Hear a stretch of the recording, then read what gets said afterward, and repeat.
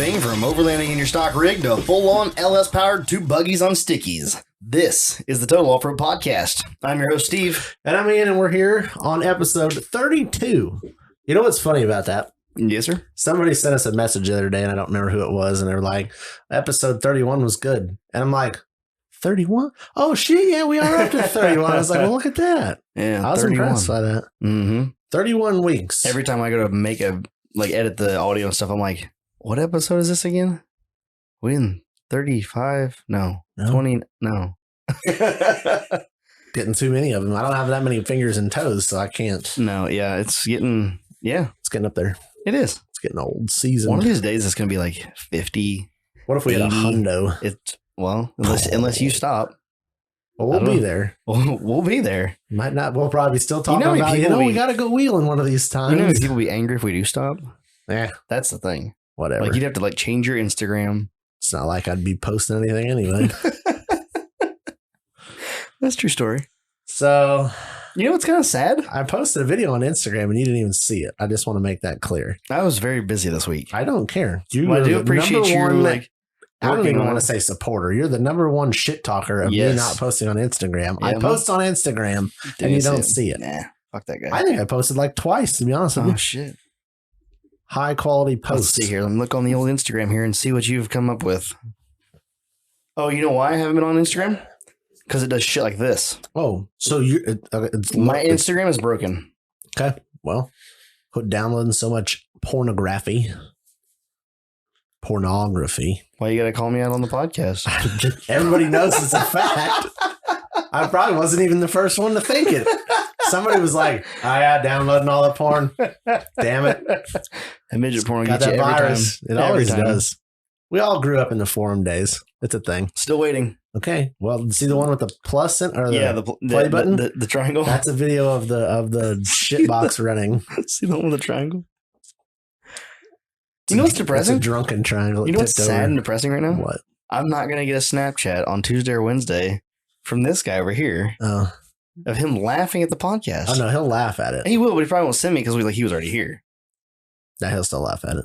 So to let you guys in on the secret, we have Wolfie, Josh Wolff. He's going to punch you one time, and I totally support it. On the in studio. He's going to punch you in studio, yes. That's fine. Just pow. Nah, his smile's way too big for doing punch mode. Cold clocked you. You're going to take a nap. You wake up and your Instagram still won't be loaded. That's all happened. True story. Yeah, I don't know what happened on Instagram this week. I'm going to have to close it down and start it back. I don't know what I'm going to do. Like, literally just have to uninstall the app and reinstall the app or something. Happens. Whatever reason, it's not working properly. It won't load shit. And I've tried several different things. I thought it was like the location I was in. Nope. Wi-Fi or 4G. It doesn't matter. The government's stealing all your info right now. So I just went over here to my... What? Oh, Josh just pulled it for me. Look at this. There. Gotcha. Our special... Oh. No, that was it running. It's a hybrid. There's running. What are we looking at here? Like, you're showing me the catch can. Well, I can't. What the hell do you want me to take a video of? Like the engine? Okay, the engine sits there like... It's doing a fine job. I don't know. You can see the belt turns. Yep. It's not fake motor noises. It's not fake. It should be. He just overlaid the noises. Yeah. No, I'd have to figure out how to do that first. I got a guy. So it runs, and I want to say that's exciting. That is pretty exciting. Not. So you fired it up. Okay, so you've had, even though it's running, you're disappointed? Yeah. What's the deal? Because I didn't know shit was fucked up until I tried to run it. Oh, well, what's wrong? So what did you fuck up? I was going to light this thing off Thursday night. It was like 11:30. Mm-hmm. Maybe midnight. And I got everything done. You had that thing running. It was quiet as a mouse. It's not that loud. That's pretty cool. I mean, it sounds pretty good. Really? Yeah. Nice. The neighbors know it runs. Sorry to interrupt you. So no, it doesn't. You're going to light it off 11:30 night. Yep. And I get all my wiring done. And I wasn't really rushing trying to get it started either because I wanted to be, fluids in and make sure I don't have any leaks before you run it and all that. So it wasn't a huge hurry, but I got everything done and was like, all right, well, I think everything it could run right now. So I flipped the switch on and I hear no fuel pump. And I'm like, okay. So I checked some stuff out. No, it's all wired, right? So what the fuck? Oh, yeah. So I checked the fuse for the fuel pump and it's fine. I'm like, odd. So I grab my power probe and throw it back there, and I've got power on the signal wire from the computer. I'm like, all right. What the? Oh, maybe I didn't ground it. No, because I just got all that wiring all cleaned up and figured maybe I forgot a ground or something. So, no, it's grounded. Huh. And I was like, I don't know. So I fiddle fuck with it a little bit more, thinking like maybe I fucked something up or whatever. No, I don't. As far as I know, it should be good. So I'd throw I don't know why I just didn't test it from the get-go, because I just didn't assume. I just assumed that like I fucked something up about it. So I take the power probe and I clip the ground on the fuel pump, and I take the power and I stick it on there, and it just like goes to like 7 or 8 volts and then just pops circuit breaker on the power probe. And I'm like, well, that would mean that the fuel pump would be bad. And this is not that old of a fuel pump. So I'm like, well, I sure the fuck would. No, it's not bad. I was like, well, the power probe's probably broken, or, so like something else is fucked Anything up. but this fuel pump. Yeah, because I'm like, I refuse to accept that this fuel pump is fucked, because it has worked fine and then sat there and has done nothing. Like it has sat longer than it has worked, essentially. Yep. Got lazy. Yeah, it's fucked. It's me. That's me in a nutshell. It's a Walbro pump, which wow, notorious for having issues, apparently. Really? I guess. I thought the Walbro pumps were pretty good. I don't, apparently not. I guess not. So what'd you get? So I ordered a Bosch, I think it's an 044 pump. So it's the equivalent to a Walbro. I think it's like a 255 pump. That's like the OBS to like go to. Like, dude, this when you switch out, you go to a Walbro. Genuine Bosch. Like it came with directions in German. Apparently, newsflash for people who are not familiar, don't know shit. You can buy a knockoff Bosch. That's a thing. Knockoff? Why would you buy a knockoff Bosch? I think the key is that you don't know you're buying it. Uh-oh. Because I was reading like Bosch 044 pump, and is it like a Bosch? Everybody's like, make sure you get an OE one, not a knockoff. I'm like, what the fuck? Like, duh, I'm gonna buy one that says Bosch on it. Yeah. Apparently, there's some people that make these, and they like packaging's all the same and all this shit, and it's just a knockoff piece of shit pump. So the only way to tell is that because it comes in a different color box. Oh. So this is the OEM Bosch, or not OEM, but like OE Bosch pump comes in the it's like a dark bluish green colored box, and it has a security seal with a code on the box. So the only way to open the box is to cut the seal and open the box. So if it doesn't have that security seal, you type this code into like Bosch's website or some shit, and it comes up and gives you the specs on this pump and tells you that it's an OE Bosch pump. That's nice. So mine had all that. So I bought it on Amazon because Amazon killing it with the like next day shipping shit. So it was littered in a warehouse a mile from your house. I know. And so I'm like, buy now. It showed up like Friday. So I'm like, awesome. So I get this. It was, and all the reviews and shit are like, oh yeah, this is an OE one, blah, blah, blah. Had the code, had the thing, everything. Sweet. So I bought it. And Shelby was the one that was telling me about it, because I was texting him like, yep, fuel pump's fucked. And he's like, oh, he had a Walbro, I guess, take a shit on a starting line last year in his buggy. That'd be convenient. Yeah. So he's like, just on the line, hit the gas, it just dies. It was something like that, because he's like, it was working fine, and then just so whatever. Yep. So he had told me about the 044 Bosch, told me to get it. Quick little research. I'm like, yep, all right, get it. Then he also saved my ass again, because I was just assuming that the inlet and the outlet, because I had to get I think it's like a metric to an AN fittings for the Walbro pump. Yeah. I just assumed those would transfer over. He's like, make sure you get the fittings. I'm like, I already got the fucking fittings out of the other one. He's like, nope, they don't transfer over. They're different size. I'm like, ooh. And he's like, yeah, I had ran into that same problem. So great. Did a little internet research, found out that it's like it's like an M18 output and an M18 input. Maybe I have that backwards. I have that backwards. Sounds like a drill. It's beefy. But yeah, so you got to get those fittings. Of course, trying to find those on Amazon was a pain in the dick. And I'm like, oh, I could find them all day. Everybody else sells like a Bosch 044, -6 or a -8 fuel pump or fuel adapter kit on any of their websites, but it doesn't ship to like a week from, don't get it till like a week from now. I'm like, I want it tomorrow. So I found them on Amazon, got those. ended up having to use a old crush washer that I found around here on a fitting or some shit to make it work. I gotta get a nice one, but so I got that all hooked up. That Bosch pump is no shit like twice the size of this Walbro pump. Really? Lengthwise, it's about the same. Right. But like diameter wise, barely that fucking Bosch is like that big around. And it's bigger than that fucking pop can. What that pump set you back? It was only like $150. So not much different than Walbro. No, it's not like it was out of line price wise. It's just like I already fucking have one. Yeah. I don't need two of them. The one you have took a shit. So it didn't. It was fucked.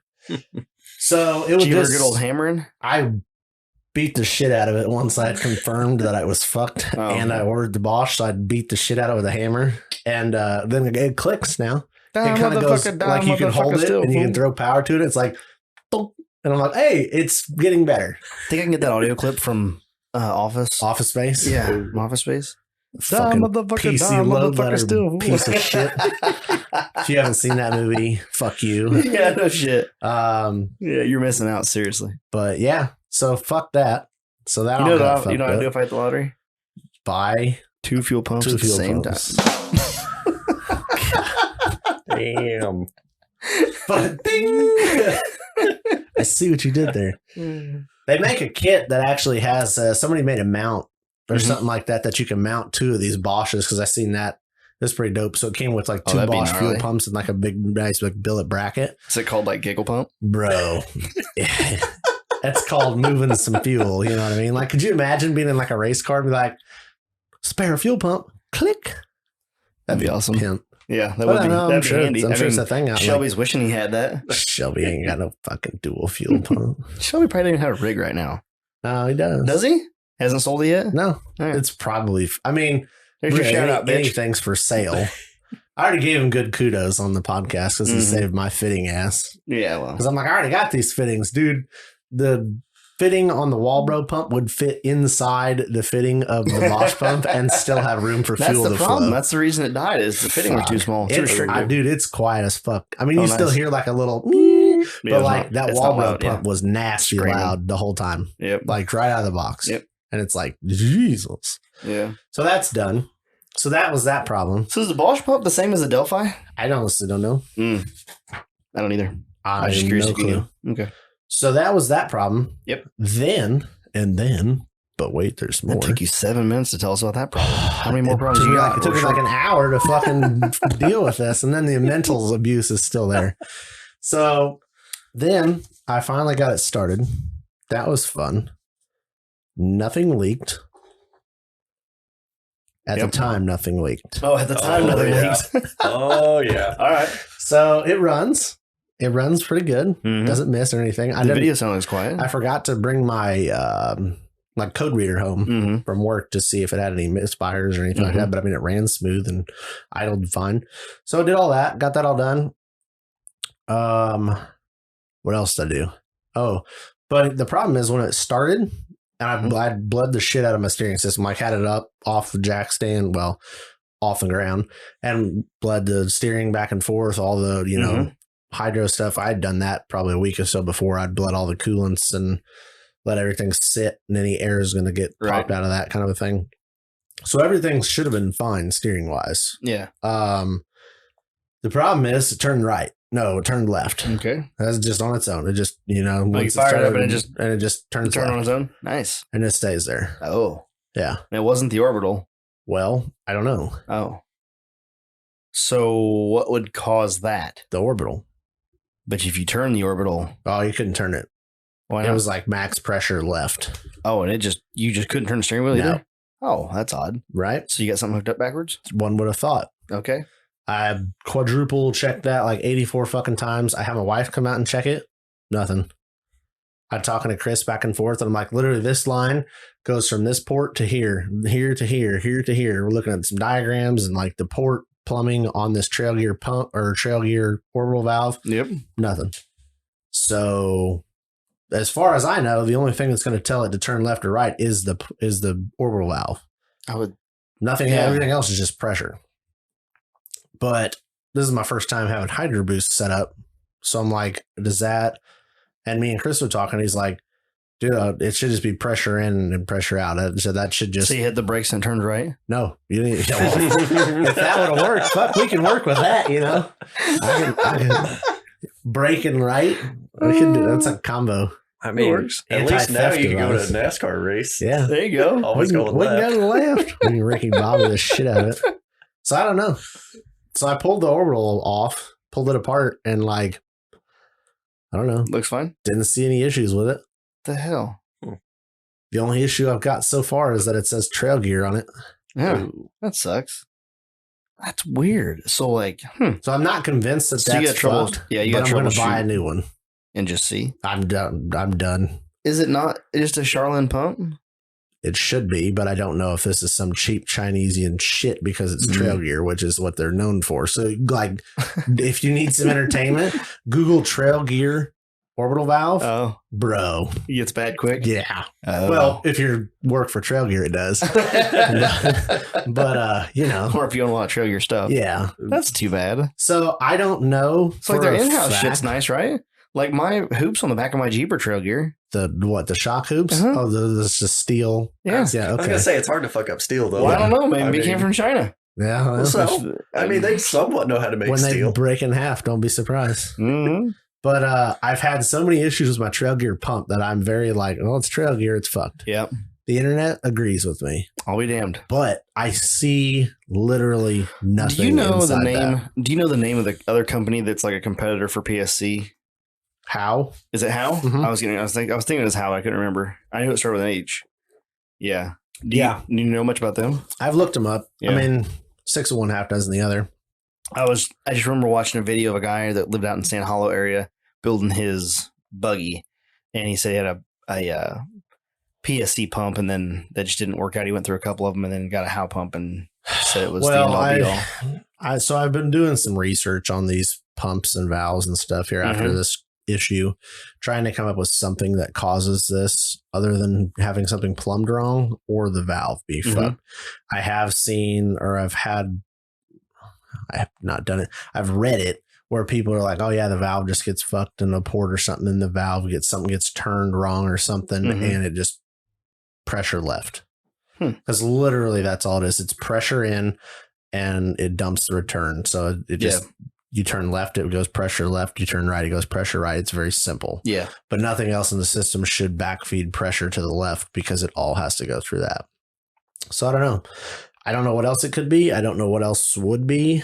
I'm not convinced that it's You think fucked. one of our listeners may know? If they do, let me know. But by the time this comes out, I'll have a new one ordered anyway. So whatever. Then somebody will hit Ian up and be like, oh yeah, just take this apart, spin it this way, put it back together, and you'll be good. Yeah, most likely. That's what happens every time. Yeah, and I wouldn't be surprised by that. Yeah, but I'm to the point now where I'm like, the good news is we're recording on Sunday, so it'll only be a 2 day. I'm ordering it tomorrow, first thing. That's fine. Done. Yeah. But I don't know that it's bad. That's where I'm like, I don't understand, because you're pulling it apart, nothing. I've never had it apart. It's never been taken apart. So it's not like, oh, you took it apart and something's backwards. I never taken it apart, and I bought it from Trail Gear brand new. You turned it too many times. I don't know. Honestly, I don't all that mock race car driving you're doing sitting in there. Speed racer. So that's my issue with that, is that I'm not convinced that it's fucked, but it's the only thing that could be fucked as far as I know. So maybe it's like a padlock. You got to turn it 3 times to the right, once to the left, and then it wasn't no turn it to the right. It was fucking stiff. Yeah, you got to do once to shut off. Yeah. Whatever. So there's that. That was another $400 or $500 down the shitter. God, that's rough. But all right, now you want some good pick me up news. This is my third and final dinger of the buggy. Some red eye. So my spring problem, I have figured out a way to weigh it, to not weigh it, and get accurate spring. So what was the holdup? You couldn't, we won't mention names or anything like that, but you were trying to get a hold of a set of scales. Yep. And just nobody. They didn't have time to do it. Oh my God. And I'm like, I'm not asking for free. I'm going to give you like $100. Nothing's fucking open, bud. I was going to say, we have more time now than ever. They didn't have time to do it. The two people that I had talked to didn't have time. You had 2 sets of scales lined up. Yep. Neither of them were able. They don't have time to do it. What the fuck? So I figured out a way. No shout outs for them on the podcast. No. So I figured out a way to do it. And I think I subconsciously knew about this, or somebody had told me about this or something, because it doesn't seem new to me. Hell, I've probably watched the video before. So there's a nice video from Adam Woodley from Wide Open Design on YouTube about spring. I watched it on I watched it on Instagram. Yeah, it's interesting. So short story. You take a 150-pound spring. He said most buggies use a 150-pound spring. If you have a really, really light buggy, go to 100-pound. If you have like a holy shit, your stuff is ridiculously heavy, go to 200. Do you know where you can get something like that? Like a ridiculously heavy buggy? Yeah, I think there's one in my shop right now. It's got a 12-pound. This shit's not going to blow away now. It's got a good weight on it. But that would be my like holy shit heavy with big Cummins, you know, rock weld on 47s. That's a good start. So it's heavy-ish. But I would say mine is in that middle ballpark range. Yeah, yours is normal. So I'm going with a 150-pound spring. You order because I got 16-inch coilovers, you order a 16-inch, 150-pound spring. You put your second or your like slider stop all the way down. You put the lower spring on. You got to do one, like you can't just do one corner. You got to do the front and then the rear. So you put the spring on and then you put the weight of the vehicle on it. And then you measure that spring on how far that spring compresses. So then you take that. Getting your notes. I gotta get my notes. I don't blame you a bit. So I've watched the video, but I couldn't repeat it. I took notes today. So you start out and that spring's 14 inches. And then you put the load on it. You set it down and you see what that compressed spring is. And I think the example that he was using, it compress it down to 9 3/4 inches. So then you take your, difference of that, how much it's compressed, which is 4 1/4 inches, by your spring rate, which is 150, and you come up with a 637.5 pounds is what that spring's holding up. Right. The weight of that spring. So then this is on his example. Yeah, this is on something like I think it's on one of their Jeep, like a YJ. And they've got on their website, they've got this spreadsheet, right? Of how much it compresses it and you know how much it weighs? No, this is on their video. This is in the video. I thought he said that on the website. They have a spreadsheet. They might have a spreadsheet for it, but they have a chart for the spring rates once you get all done with this. Oh, I know. I've looked that up. They probably have this on a spreadsheet or something somewhere. But yeah. So that spring is holding up 637 pounds. So then you want to know how much shock shaft you want showing at ride height. So just where you want your it's set at. On his example, they had it set at 7 and 7. So you had 7 of up travel, 7 of down travel. So you had 7 inches of shaft showing. So you just figure out how much you want to show. And you take 637 and you divide that by 7, which is your shock shaft that you want showing, which comes out to 91 inch-pounds.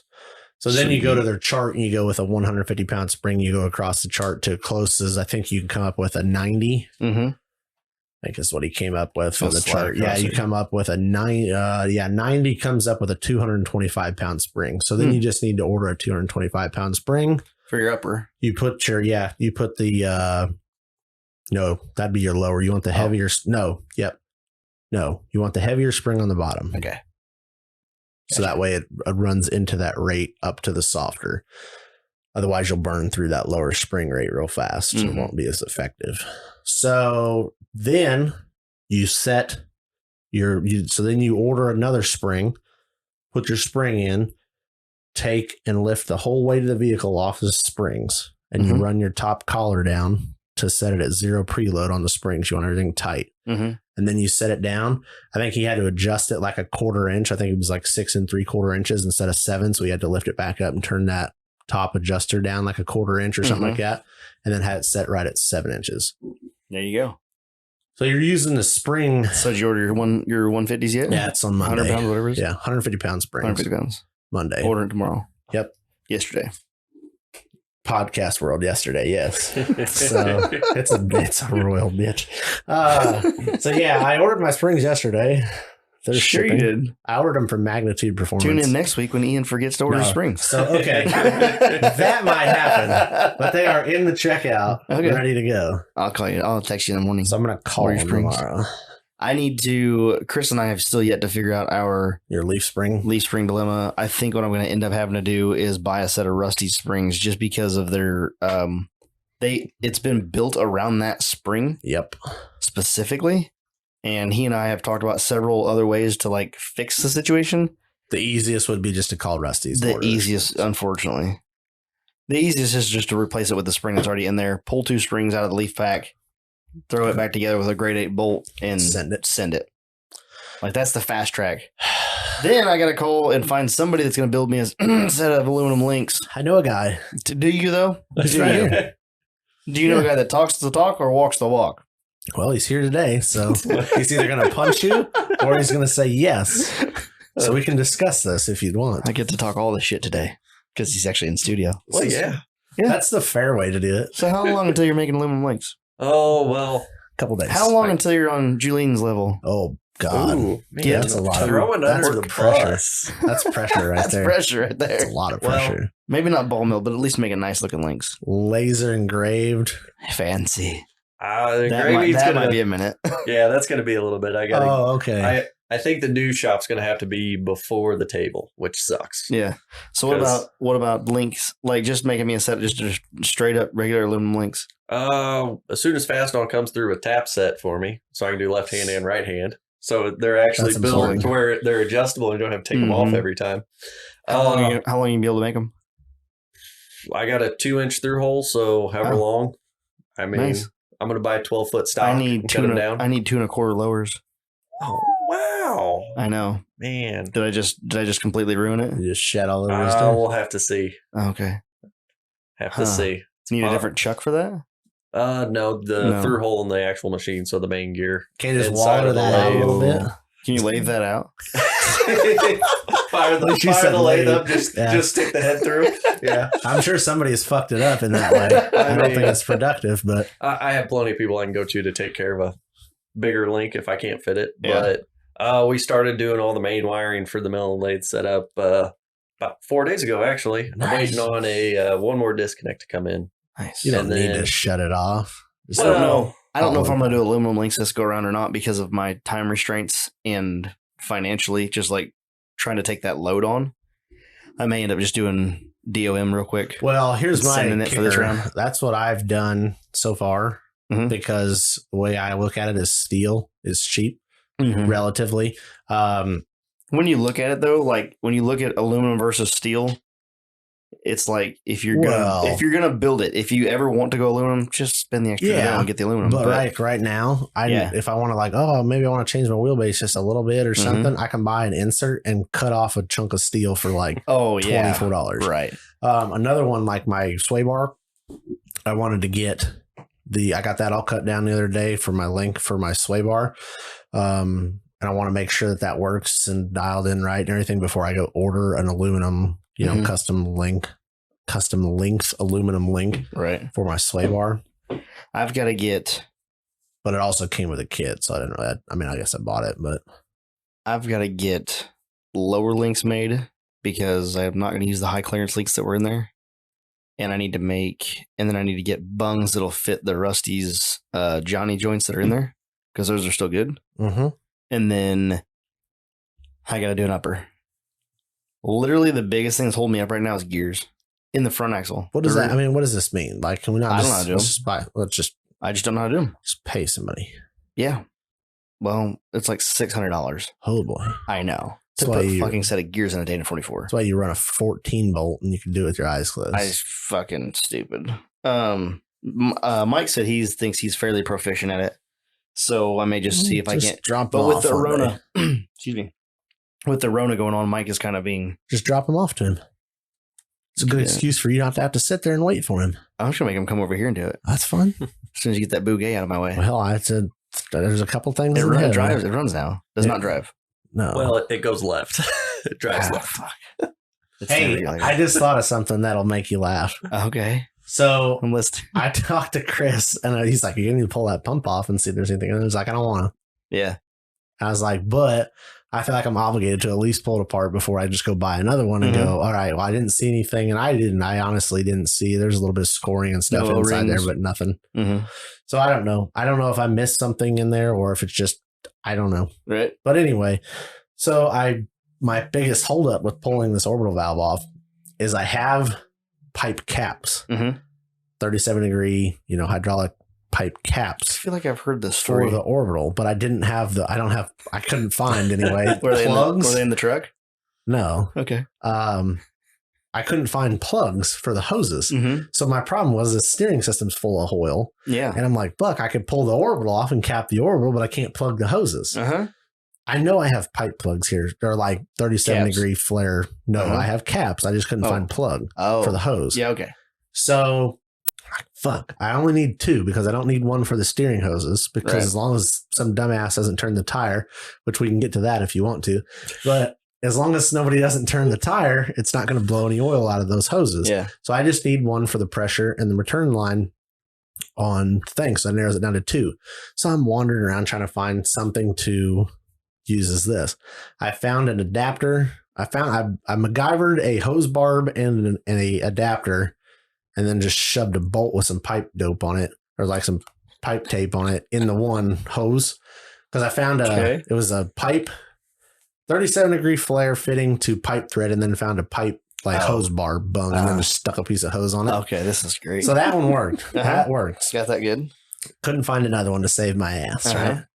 Like I said, I have plenty of caps, but not the plugs. So, you know what device? If you just had a union. I didn't have one of those either. You just put both of them together. Yeah. I have an 8. I have a -8 union. And I was like, son of a bitch. Like, that's my luck. Like, I had that thought, and I was like, I just hooked me. I have a -8, and I have a 1/4 inch one. So I have a 4 and an 8. I don't have a 6. Damn. So I just, that's my luck. So I was like, what else around here would have a hydraulic, like -8, 37 degree flare fitting on it? The Walbro fuel pump. So I shit you not, out there right now, I got the fucking Walbro fuel pump threaded into the hose, and then I took a cap and put on there. That fucking piece of shit's works for something. I completely forgot about that. So if you look down by the throttle pedal, there's a fuel pump. That's a hydraulic. We need a picture of that. That's hey, fucking work. Graham needs a picture of that. Well, and then you can't find a pipe plug. Use your piece of shit Walbro. That's good for something. Yep, we're gonna leave that pump up. She'll run and we're done. Boy, wouldn't that be cool if it actually started working? I don't think after the hammer incident, it may not. I got mad. It wasn't a little hammer either. But yeah. Anyway, with the Jeep, with the Cherokee. What were we talking about? We were talking about springs and no, we weren't talking springs about and links. No, we were talking about links. Yeah, and you were like, "You want to hear something make you laugh?" Oh, yeah. It made me. It took a minute to get there, but it made me laugh. Well. I did enjoy that. I wish I would have had a picture. I'd have just showed you a picture. Oh my god, epic! Like, what the fuck's the fuel pump hanging in by the brake pedal? It's down there. So you need. I need gears. Gears. I need to get my gears put in. Okay. And then once the gears, I need more time. Yeah. Well, welcome to my life. I need better time management. That's what I need, dude. I thought I was doing pretty good until like the last week, and like I don't know if panic is the right word has set in, but like. You realize it was like 14 days. 13 as of podcast today. My shit's not going to be. So now I'm up somebody's ass, and it's nobody else's fault that nothing's here yet. Days. But what do you do? But on a good news, the drive shaft stuff is all in for the carrier shafts. So is it going over there to RC Fest on PVC? No. So the nice thing, PVC. Magnitude Performance is where I'm getting my springs from. Yeah. They're out of Texas. So if I order them Monday, they should be here in 2 to 3 days. So Wednesday or Thursday. And then get your measurements ASAP. All I got to do is put them on, measure it, order it again. So it'll be 2 to 3 days out. Then we'll have springs and be done. And then drive shafts. I've got my box of yokes will be here Monday. I have the shaft or the tube and the carrier bearings, which are fucking badass. Monday being yesterday. Yes. Okay. So I'll get those Monday. I got everything lined up and hung up under there, and it looks like for once, I think I was talking to you about this. I said, for once, like something on this motherfucker, like you just kind of like all this planning and like freaking out that this shit's not going to work. And you put it up there and you're like, well, look at that. It's almost like that's fucking supposed to work, like it's almost like I ordered it for the location. Damn, like where the mounts are going, the brackets, the tubes. I'm like, fuck yeah. So nice. knock that out, and then I just have to measure once I'm doing my spring stuff, because the problem with PVC links is you can't cycle your suspension for fuck. It's a slight problem with the mock-up there. So when I'm doing you got weld it in place. Yeah. When I'm doing my spring shit is when I'll be able to cycle it to full droop and full compression, and get my drive shaft measurements. I just got to call Jake at Busted Knuckle and say, here's my measurements, build them. And he said he can turn them around in a day. You can't cycle your coilovers. Yeah. Yeah. You said links. Oh, I thought you were talking about what he has going on over at his house. No, I was going to say. He's got the PVC link problem. I've got the PVC spring problem, which you can go PVC up real links, good. with PVC links, how hard is it to move that around without pulling it out? I kind of slotted both ends to where I could actually crimp down pretty good on it. So I'm able to move it some, but yeah. I always remember mine with a 1,000 pound axle. You got to be ginger. Yeah. Oh yeah. I mean, I just picture like I'm going to try to move this and like on the jacket, ding, ding, ding, ding, ding, ding, and like, oh damn, it's like almost perfect too. And you're like, you put like a hose clamp or like a gate, like a pipe just clamp. a hose clamp. Yeah, That's all I use. But it's kind of funny because whenever I took all the factory stuff out that was in there, or the original stuff, factory, factory tractor links. Oh yeah, I was taking bolts out. Then I just watched the whole front of the truck start to tip down. Like, oh no, yeah, we're gonna have to put another stand in the front of this. No shit. Yeah. Wow. So, but yeah, having the 12 up there plus 1,000 pound axle, that's she's fat. She's a big gal. Yeah. And then there's like nothing in the rear.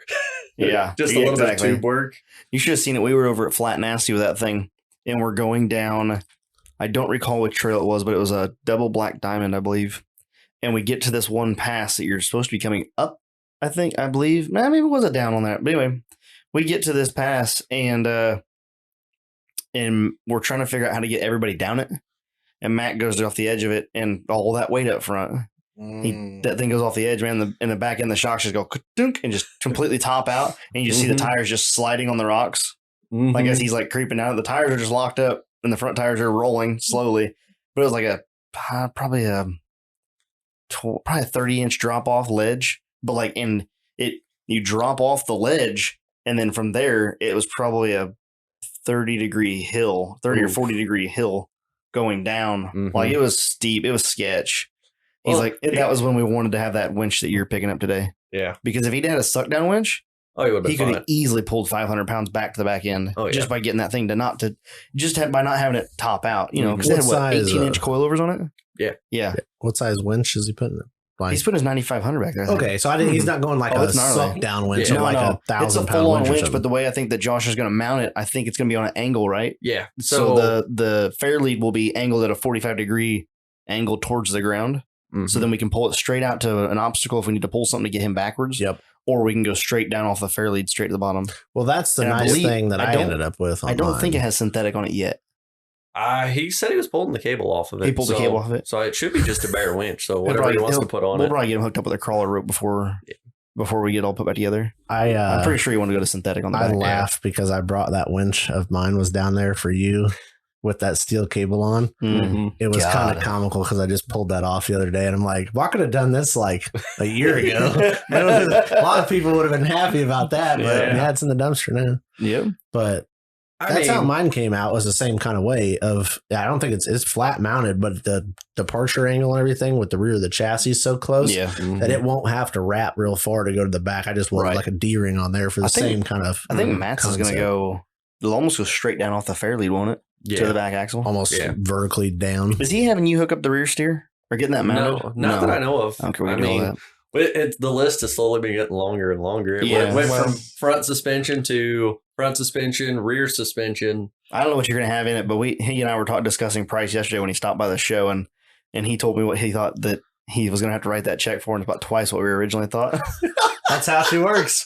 So, and I was like, "Ooh, Josh needs a new shop, baby." So, how much do I need to write on that invoice? Because I haven't even started it. Yeah, that's fine. You just do it all. I mean, we're talking about the Cummins crawler, FYI, for those that straight inside joke. Sorry, guys. We need to have Matt on here one time. We do. Well, we're gonna have him on back before Holly, or like in that same ballpark. And then his work was doing like propane at the time, or in anhydrous, and running it up back and forth. So he was real busy, and then COVID hit. And that messed everything up. Yep. Because we've had a few people asking about that rig. To like know some more about it. So, well, it went into hiding. Yeah, it's supposed to be a 2-week turnaround. Last I heard, so the list got quadrupled. Oh, it's getting a definite makeover. I mean, laying underneath of it looks good. Does it? Yeah, that's nice. We did a whole subframe underneath for the front lower links instead of tying them into the frame. So, seriously, I did a little bit of actual tube work in it instead of just doing a cross member and a couple braces. I haven't seen this yet. Oh, yeah, we got pictures of this? Oh, yeah. I see you scrolling. I'm looking. I'm waiting for this. You have to get the inside deets. So we actually did a little bit of tube work on it. So, but I mean, he's still going to be able to drop the cross member. I saw the picture of this on BenTech. You sent me that. Mm-hmm. Yep. Oh, girl. Ooh. That anti-dive is going to be nice. That's going to be nice. It's going to be a whole new rig with God. So before it had tractor links. Well, it's set up for top just truck. Garbage. Yeah. Well, it's set up for top truck 2006 back when that was a thing. Yeah. And it did fine. It performed great. Like, and it's going to have so much more flex up front. Oh, I actually, the cross member underneath of the motor, I probably cut an inch out of it. I got to replate it all back in to actually get the axle to tuck up in more. Look how tall those links are off that axle. Jesus. So that's, I believe he ordered a Barnes. I had just pretty much to save time. I had him order a full 4-link plate kit. And I cut probably an inch of height out of those to where they'd be level with the top of the center section of the axle. Is this sitting at full bump here? Yeah, that's full compression. Wow. So, jeez. Look at that shock hoop, though. Yours next. Is that what we need to talk into? Nope. Sure. I take this back. Okay. Yeah. We'll circle back to that. I was talking about, I don't know what I'll do. I'm sure at some point I'll drag my garbage down to you. I was going to have a cage built until you told me the price of it. Well, okay. Not on the ship box. Yeah, the ship box thing's not even worth that much. Not even close. So that was something I was actually. And it's nothing against your pricing. It was just like,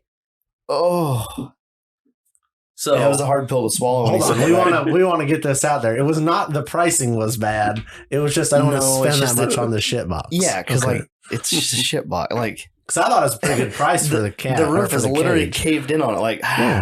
And then it's got 220,000 miles on it.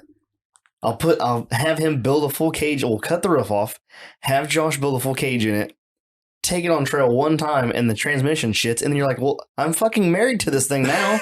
It's not like you can just throw it away. You know, nobody is going to listen to this and not support this plan. Oh, everybody will support this. Okay. I think we talked about it, didn't we? Yeah, we talked about this on the podcast, didn't we? About making it a mini mischief maker. Mm-hmm. Yeah, I think it'd be balling as fuck.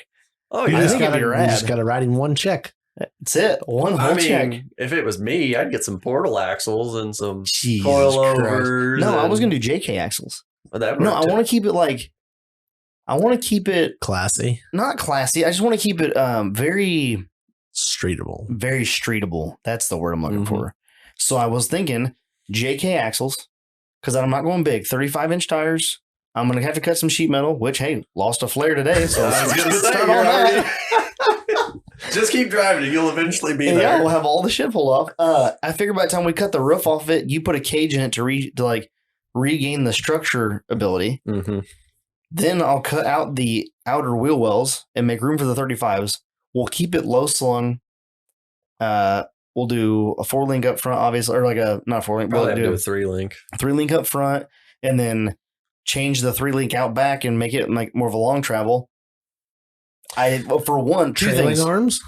Oh, that'd be a lot easier to package. Oh, that would be. Well, I mean, look at Sparks. Look what they just released, that AMC Eagle. We're not doing it that direction. Well, what? I mean, it's an option. Yeah, the cage costs a third of what the suspension costs. You won't be upset about the cage price then, will you? Well, I cut him a check for $10,000 for what? A Liberty. What? That's like when somebody asks you. I hate that. I called. Where the hell did I call the other day? Somebody asked me. I was getting a belt. I was getting a belt for that, like a serpentine belt, and he's like, "What's it go in?" Well, don't worry about it. Okay, well, I don't really know.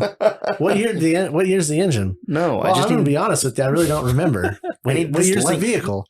Well, I don't know. It's in a tube chassis S10 on 43-inch stickies. What? Oh, and then like you get that like they have no fucking clue what you just rambled on. It's in a race car. Oh, okay. Like that makes it all okay. I'm like, a race car. Yeah, like it's in the slowest race car in the town. Hey, they got to have slow ones to know how fast the fast ones are. Okay. That's like bringing me flashbacks to AutoZone. Going in there when I had my Samurai. Well, it's a '88 Suzuki Samurai front half. It's got like a 2001 S10 motor. But they look at you like you're stupid because you don't know what year your vehicle is. I'm like, but it doesn't have a year. Well, it has to. No. It's got like 6 years, okay? I mean, the tranny's out of an 80s. I mean... So, we got Josh on today. You want to talk about him? Well, maybe we should, like, let him tell the listeners a little bit about himself. Like, we talk about him from time to time, but, like, we don't want to get in depth of what what the Wolfie is about. Should we go to the next section? The next section. I wouldn't even start with the first. Do we even finish what's new? It's 45 minutes. We do what we want. It's our podcast. I was going to say, we're just here. Yeah. Yeah. We're just kind of going through the things. It's just going to be one of those episodes. So, what's the name of this episode? What the fuck is this? WTF. Wolfie the fuck? What? Wait, what? Yeah, I think Wolfie-sode was pretty good. Wolfie-sode or I'm pumped. We might just have to do the honor. I'm pumped. Pump it up. All right. So like you said, we have Josh from Wolff Fab Works in the house. Yeah, we talk about you enough on this podcast. One would think. You should be on our sponsor wall. Well, I was going to kind of throw some stuff at you guys, but I don't know if you guys want me to talk about myself or blow your minds first. Which way do you want to go about it? All. Wait, was the hoodie the thing that you were like packaging for us? No, he's butter. There's more. That's like the appetizer. He's butter. That's the butter. Yeah, that's the lube. Yeah, that's the butter for the roll. Is the bed on top of the crew cab out there? Is it rust free? No, it's not. So it's not that. That's not the gift. No, I would give 2 fucks less. I'm like, wait. So the hoodie and the shirt was an appetizer. Yes, the lube. There's a better gift. Oh, but the other one was the beer.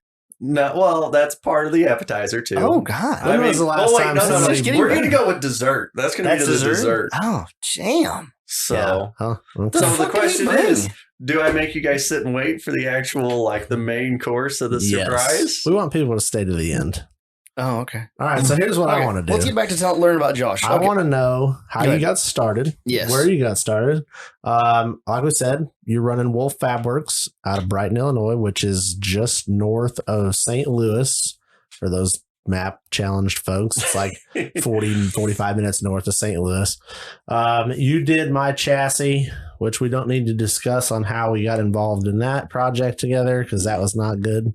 Oh, no, it wasn't bad. It was bad for me. It was bad. It was bad for you? I feel like it worked out really well for you. I had no plans to pay anybody $1 to build me shit. I was just like, hey, if you put a tube over here, it'll work. No, that's not how that worked. Mm-hmm. It was, this is the answer. Hey, I thought I drew you a great picture while I was sitting on the couch watching TV. You did. Now it's a reality.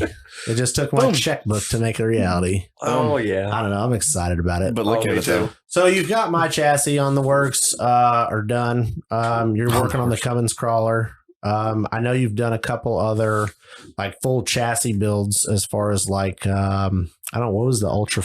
Was it like a Razor? The Razor buggy. So it was a 2017 Polaris Turbo Razor, and the guy I built it for, good friend, raced with him. Mm-hmm. He wanted to mimic kind of the Dragon Slayer. Yep. So I took some pictures offline and just started kind of looking and kind of figuring up and brought up a design where the outer chassis kind of mimicked it, but mounting locations were different. Radiator was a different spot. Fuel cell, different spot. But he wanted to do a mixture of hill climbs and endurance racing. So endurance-wise, if you're running multiple hours and you're running a turbo Razor with a small tank, you're going to be filling it. Yeah. So we threw the tank in the rear with a 3-inch fill neck. So you just dump fuel to it as fast as you can. I thought it turned out great. I loved the chassis idea and nothing on his behalf. I mean, it didn't really get ran as much as I would have liked to seen it run, but he pretty much came to the realization with life that, hey, I'm having another kid.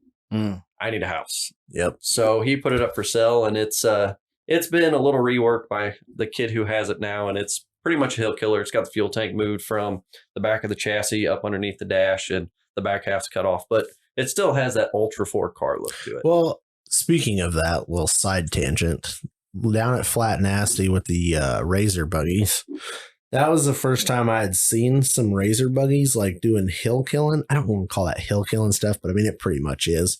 But like all their fuel tanks were like right up under the center of the dash. And I was like, I don't know, maybe it's my like truggy vibe that I always love. But I'm like, why would you put the fuel cell right in the center by the driver? But I mean, it makes sense if you're going up a hill. But I was intrigued by that. And the only reason it kind of brought up is somebody flopped their shit over. And I think they cut the fuel filler hose and there was fucking just gas going everywhere. And I'm like, why would you put that shit right next to the driver? Like put that bomb back there somewhere. But then you get the weight that's like, well, it makes sense. So it's interesting that was part of the build process with that. But you need to build that thing out of like AR400 and put it underneath the skid plate. Beef. Between the skid plate and the bottom of the floor. Yeah, but I mean, we did fuel of just all aluminum custom fuel cell. I mean, did everything in-house. Everything from that chassis from the ground up was in-house. It was quick too. Wow. It was fast build. Yeah, I said, you just posted a picture of it not that long ago, didn't you? Yeah, How long did you get it done? Oh, so I was supposed to have 2 months to build it from the ground up. That was building a jig off the factory chassis, building the belly, building everything to where it was a turnkey ready to race. And some things happened in the off season. I guess he messed the rear end up. So he was going to pull the transaxle out and have it rebuilt and then bring it up to me. And well, that turned into, hey, I'm going to take 2 weeks to do it. Well, then it turned into a month and a half. And then the month and a half turned into a month. Damn. And I understand. I mean, was expecting a child on the way and everything. Well, I get this thing. I tear this thing down in a matter of 2 days. I get the jig built in a matter of a day and a half. And me and the girlfriend, I have to give her tons of credit because she was out there every day with me. I mean, she helped me do a lot of stuff to riveting on panels, like everything. So I was going to make a sandwich joke, but I feel like this is actually like, oh, she was out there making sandwiches, but she's like actually working. Oh, yeah. She's helping me. And so we built this chassis from the ground up in a month. Turnkey, ready to race. It wasn't powder coated, but it was ready to race. And we loaded this thing up at like 11 o'clock at night and drove to Memphis to pick this kid up that I was building it for, switched everything over, threw it in his race trailer, and then ran down to Bridgeport, Texas. Jeez. Yeah, it's just a quick little drive. Oh, yeah. And I mean, I think I was up for maybe 30 to 40 hours going into this trip to Texas. So can't even do it. Very little sleep. And we get down there, and as we get into Dallas, we hit like 2 hours worth of construction. So we ended up pulling into the park right as the last person was running. Aww. But hey, we still had a race ready rig. It wasn't our fault that we hit traffic. So we literally went from a pile of tubing to a turnkey rig in a month. And I'm talking, pretty good. That's fucking impressive. Yeah. Mostly me and the girlfriend working on it. So just two people. Were you still working your full-time job at the same time? Yeah. Jesus. Oh, yeah. Yeah, that's the kicker. Like, you weren't just sitting at home with nothing to do going, yeah, it wasn't like a whole if I had a project, it was, oh, no, by the way, I went to work and then came home. Yeah, which the last 2 days of it, which were crunch time, I texted my boss. I was like, hey, I need a couple of days off. I have to get this thing done. And he was like, sure, great, have fun. That's pretty rad. Mm-hmm. Hardworking people. I get the, are you done yet? Aren't you done with that thing yet? Because I took Wednesday, Thursday, and Friday off just to kind of relax. And you're still working on that thing? Like, how about you shut the fuck up? Like, yes. If you'd have just left it in Brighton, it'd have been done already. Fuck. Well, that's the fucked up thing is it would have. I just would have been working to make the money. I would have written the same check. Yeah. Just one lump sum. Well, that would have been one check. One lump payment. Yep. Yeah, but then we wouldn't be able to give them a hard time. Yeah. Think about the lack of podcast content. Hey, we're coming up on a year with that. Do you know that? What? That I've had it. I've missed my original deadline of having it done for the wedding was almost You've had it back a year, right? I've had it back over a year. Yeah, over a year. Because the wedding was August 3rd. Isn't that crazy? And I was going to have it done by a year ago. But you didn't do dick to it between like the time you got it back and the time we started this podcast. Well, I thought I did, but apparently hindsight. Yeah, I painted it. Yeah. Well, like I said, I thought I did, but apparently, come to find out, no. I mean, I have no room to talk. I'm just saying, like, it's been bad. You've had it back for a long time, but when you got it back, you were kind of like over it. You're just like, Now I have it back, but now I have to work on it. Yeah. Yeah. It was super nice just being like, hey, how about a picture? Oh, look at that. Oh, looks like you got some stuff done. All right, well, you keep doing that. I'm going to keep watching TV here. And then it comes back and you're like, man, I haven't got any pictures. Oh, that's because it's in the driveway. Oh, damn. Yeah. Then you text Josh, can you send me a picture of that? Can you come take this back home? Yeah. Yep. Well, what do you do? All right. So it's getting closer. How'd you get into four-wheeling and off-road and stuff in the first place? So growing up, uncle of ours, he actually took a school bus, converted a school bus into a camper and filled it with four-wheelers. So we'd always go with him to like Kentucky and different places, and we'd always four-wheeler ride. Well, when you have an uncle that has a salvage yard, you tend to do a lot of stupid stuff that turns out to be really fun. I wish all those learning experiences. I have an uncle that wants to have a salvage yard. Get him on it. Get him on it because you will love it. In New Mexico, so it won't be a damn bit good around here. Yeah, But I mean, we'd get Jeeps, get cars, just get anything and everything. If we visit, we're only going to be like 5 minutes from Wes and Niner. They live in the same town. Niner. Yeah, they live in the same town. That'd be real well. Yeah, so if he had a junkyard, that'd be great. Expensive trip for us. Oh God, yes, it would be. All right, so you were four-wheeling the world. So pretty much four-wheelers, four-wheelers turned into, well, here's a Jeep that just came through the salvage yard. Let's get it running, and then had to be a Cherokee. Yeah, typical. And then that turned into not to stereotype it or anything. But I mean, I was younger. I was probably 14, 15 whenever my cousins who are older, Paul and Nathan and all them that race, they were fixing up, building mega trucks and all sorts of stuff. So it was, hey, I'll come down and pretty much just screw off and learn something. And starting on the green buggy that Paulie has, the full tube chassis bouncer that is now currently just a donor. It's just a chassis. He stripped it all out and he's going to be putting all of his parts into Suburban. So that's going to be a pretty cool build. So pretty much just helping them. They got me more into the fabrication side of it, building that stuff. And then graduated high school, bought a Cherokee for $350. Solid. Yeah, ran it. Floorboards rusted out. Front seats were actually zip tied in it. So that was not safe. Or was it though? I mean, you're not gonna die in it when it wrecks because you're gonna get thrown out of it. Yeah, perfect. Well, you're gonna fall through the floor most likely. But ejectocito, cuz. And then first actual full-time job out of college, spent my entire first paycheck on a tubing bender and a welder. So I was like, I'm gonna start building stuff. So I built bumpers for this Jeep. Then ended up selling this Jeep and got into a '91 Chevy S10. Which that was my first full truggy build frame up. Yay! Wow. Did that just happen? I think he just called both of us out on that one. I just kind of was like, well, I don't know how to take that. Jeez. Wow. And then that one I got. Was it an extended cab? No, it was a single cab. It was a square body 91. Oh. And that was a big learning curve. That was actually taken like, hey, I thought I knew a lot to... Yeah, I don't really know a whole lot. So YouTube, Extreme 4x4, all that just started hitting those hard, learning. What a good time to be involved with that, though, because Extreme 4x4 was doing all their shit with those. That was a perfect time. Yes, that's where I got it from. Saw that and was like, yep. I mean, just growing up watching Ian on TV, I mean, you learn so much from him. Just very knowledgeable. And now you're doing a podcast with Ian. Well, different Ian. Potato.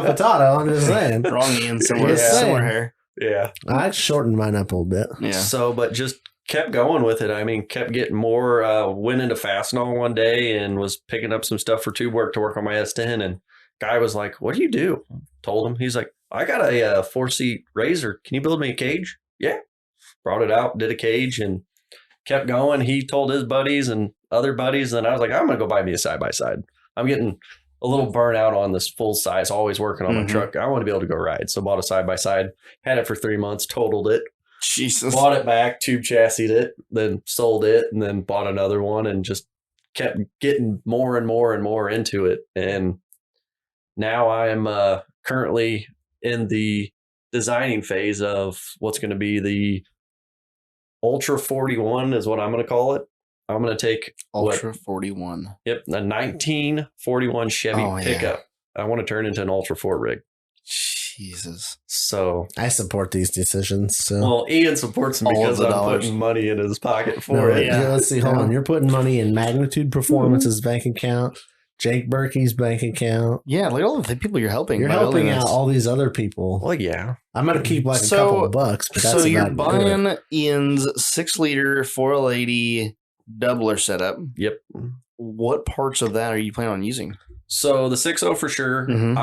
I really want to keep the doubler mainly because it's going to probably be something different you're not going to see in a full-blown built rig. Mm-hmm. I mean, most people are going to run an Atlas or they're going to run an SCS gearbox if it's going to be a bouncer setup where they don't really worry about gear change. But I like being different. That doubler might come in really handy on those rock sections. Exactly. Mm-hmm. So being able to have a little bit more gear selection would help. Right. But I want to still do a final gear setup to where I can run 100, 110 mile an hour. Mm-hmm. I mean, I want this thing. So even the doubler would be usable if you're running that high of a gear. Yeah. I think that's where a lot of people, and I don't want to talk shit about 110 people. In a Turbo 400. Or you think it may be a 480E with a drover drive? Well, I'm torn between the 4L80 or a T56. And how are you going to do a T56 four-wheel drive? That I haven't figured out yet. I've heard of people pulling it off, but I feel like there was some involvement in that. Yeah. I mean, I'm going to have to look into, there's probably going to have to be some custom machining involved in order to switch the tail housing and everything over to actually mate up to it, which is okay. I have plenty of friends capable of doing that. Is there a four-wheel drive? Could you not just do a, like an NV 4500? You probably could. You'd want overdrive, but you'd most likely want 6 gear. Huh. Is double overdrive, isn't it? Isn't 6 gear 0.8 or 0.56 to 1 or something like that? I'm not 100% sure. I feel like 5th gear is overdrive, 6th gear is double over in the T56. It might be. Ian, look it up. I'm already Googling stuff. You better Google it. So figure it out. I feel like 5th is 0.85 to 1 and 6 is 0.5 something to 1. So tell me I'm wrong. Word on the street is MV 4500 is a 5.6 to 1 first. And a crawl ratio of 46 to 1. I don't care about that. Like, you're looking the wrong stuff up. Look up gear ratios. NV 4500 gear ratios. Final drive. Oh, I was looking at how to make him 4-wheel drive one make sense and work. Sorry, I was looking stuff up before you're yelling at me. Jesus. Gotta do everything myself, I'll tell you what. Lorenzo! So, first gear of a MV 4500 is 5.6 to 1, 3.04 to 1, 1.67 to 1, and fourth is a 1 to 1 with a 27% overdrive. And on a... Where the hell did it go? I just had it pulled up. Now it's gone. Okay, let's see who's faster. I know. I don't have to keep my keystrokes quiet so I can... Oh, nice. That's nice. All right, so a T56 has a 2.66 to 1 first. So 5th gear is 0.74 to 1 and 6th gear is 0.50 on a 98 to 02 LS1 T56. Yes.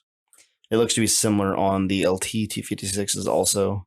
The LT, I think. So what, did they go to the 60-60 after 02? No way.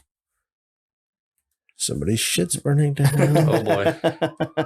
But that's what... Maybe they hit your shit box out front. Oh, yes. They're responding to the liberty that has been taken out. Let the fucker burn. Don't put it out. Don't put it out. No, he's not upset by it. Just let it go. Let it go. So, is the MV 4500? Did you find the gear ratios for it? Yeah, I already had that. I already the final. What was the final on it? 1 to 1. Gear ratios. Was a first gear of 5.6 to 1. Yeah. 3.04 to 1 in second. 1.67 to 1 in third. Fourth is a 1 to 1 with a 27% overdrive. Yeah, 5th would be 7 something 7.3. So is that right? 27%. 0.72. Yeah. This is going way off. We're sitting here trying to Google this at the same time as like we're doing the podcast because none of us remember what the numbers are. But either way, so yeah, a T56 would have, or a NV 4500 is an overdrive. Yeah. So you can have it's better than, it's not as good as a fucking half, but I mean, look at the money difference. Yeah. I bet your $2,000. No, I'll bet your $3,500 difference between picking up an NV 4500 and rebuilding it versus picking up a T56 and machining it to fit in. Because it's $2,000 for the T56 right out of the gate. Well, there's currently a T56 sitting in my shop. You have it already? Yeah. Okay. So that's a start, but it's two-wheel drive. Yeah, it's two-wheel drive. And you got to figure out how to mate it to a double. So that'll be if that's even possible without it's possible. Putting too much money into it than what it's worth. But, I mean, it's going to be a well-built rig. I mean, I'm going to keep it under a budget, but I'm not going to just but it needs to have nickel and dime it at the same time. You're not going to shoestring it, but you're going to try to keep it. Yeah. So what's your goal? Your goal for that is just to finish the race? I want it to be a standout piece. I mean, I want it somebody to walk up and see it and be like, oh, well, this guy has quality. Yeah. And still be able to see it like, well, that thing is just sitting here. Why the hell is it on a rock side right now? Like, why is this guy running 100 mile an hour through the desert? He just built this thing. That'd be pretty rad. I mean, so what are you going to run for shocks and stuff? Shocks probably be rad flow. Mm-hmm. Most likely. You're going to run coilovers and bypasses, or coilover, bypass, and bump stop. I want to do 18-inch coilover in the rear with a 16-inch triple bypass and a bump. You can get this thing mostly built and call them up and be like, I need a sponsorship. Well, it'd be nice sponsorship before, because then my wallet won't cry every time. That's what I'm saying. Like, no, I mean, like, you get it built to the point where you can take pictures of it and be like, this is what I'm building. This is what it's for. Yeah. Yep. And then they're gonna see that complete off-road decal down the door. Yeah, that'd be interesting, right, Chris? Well, maybe down the bedside. The door is saved for Wolff Fab Works. Okay, I like that. I'm sure we could work. That's just.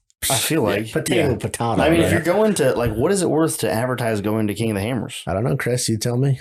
Well, coming from one that's been there, I mean, it's well worth it. It's awesome. Yeah, I'll be back probably every year. Are you going this year? Well, not like 2021 if it happens. I'll most likely go, but whether or not I have a vehicle to take will be the story. Right. I'm going, so. Well, I got to figure out how still, but apparently we're going. Well, I mean, if I have a new truck by then, I mean, or we could just hijack yours and start paying fuel. I did figure out my uncle was just in town, and he lives in just north of LA. And I said something to him about coming back out, and he's like, I got to get back home, make some money before I come back out here. And I said, well, I just have to come visit you. He goes, yeah, that sounds good. When you coming? I said, in February. Because he went last year, didn't he? Yeah. Yeah, so he knows. Yeah, he went last year. He said something about doing something, and he's like, oh, yeah, we'll go grab the buggy and go out to the dunes. I was like, I was thinking more about the lake bed. The lake bed. Yeah. He goes, oh, yeah, we go sit in the ditch. As long as you know. Yep. We'll just fly out there and drop the wife off with his wife and the baby and let them do their thing and enjoy Cali for a good week, and we'll just go to lake bed. I'm excited about it. Yeah. Because I think it's going to be, I'm not really nervous about it, but I think it's going to be a blast. Like, you think we're going to get there and they're going to see us and like, oh, dude, that's Steve and Ian. We got to get them in here. Come on, folks. Bring it on. You know they will. Like, we gotta get these guys in here to commentate for one of the races. Oh, fuck. That's probably what's going to happen. I couldn't say the word fuck, so it's a deal right here. Speaking of that little side tangent, then I have a comment about KOH.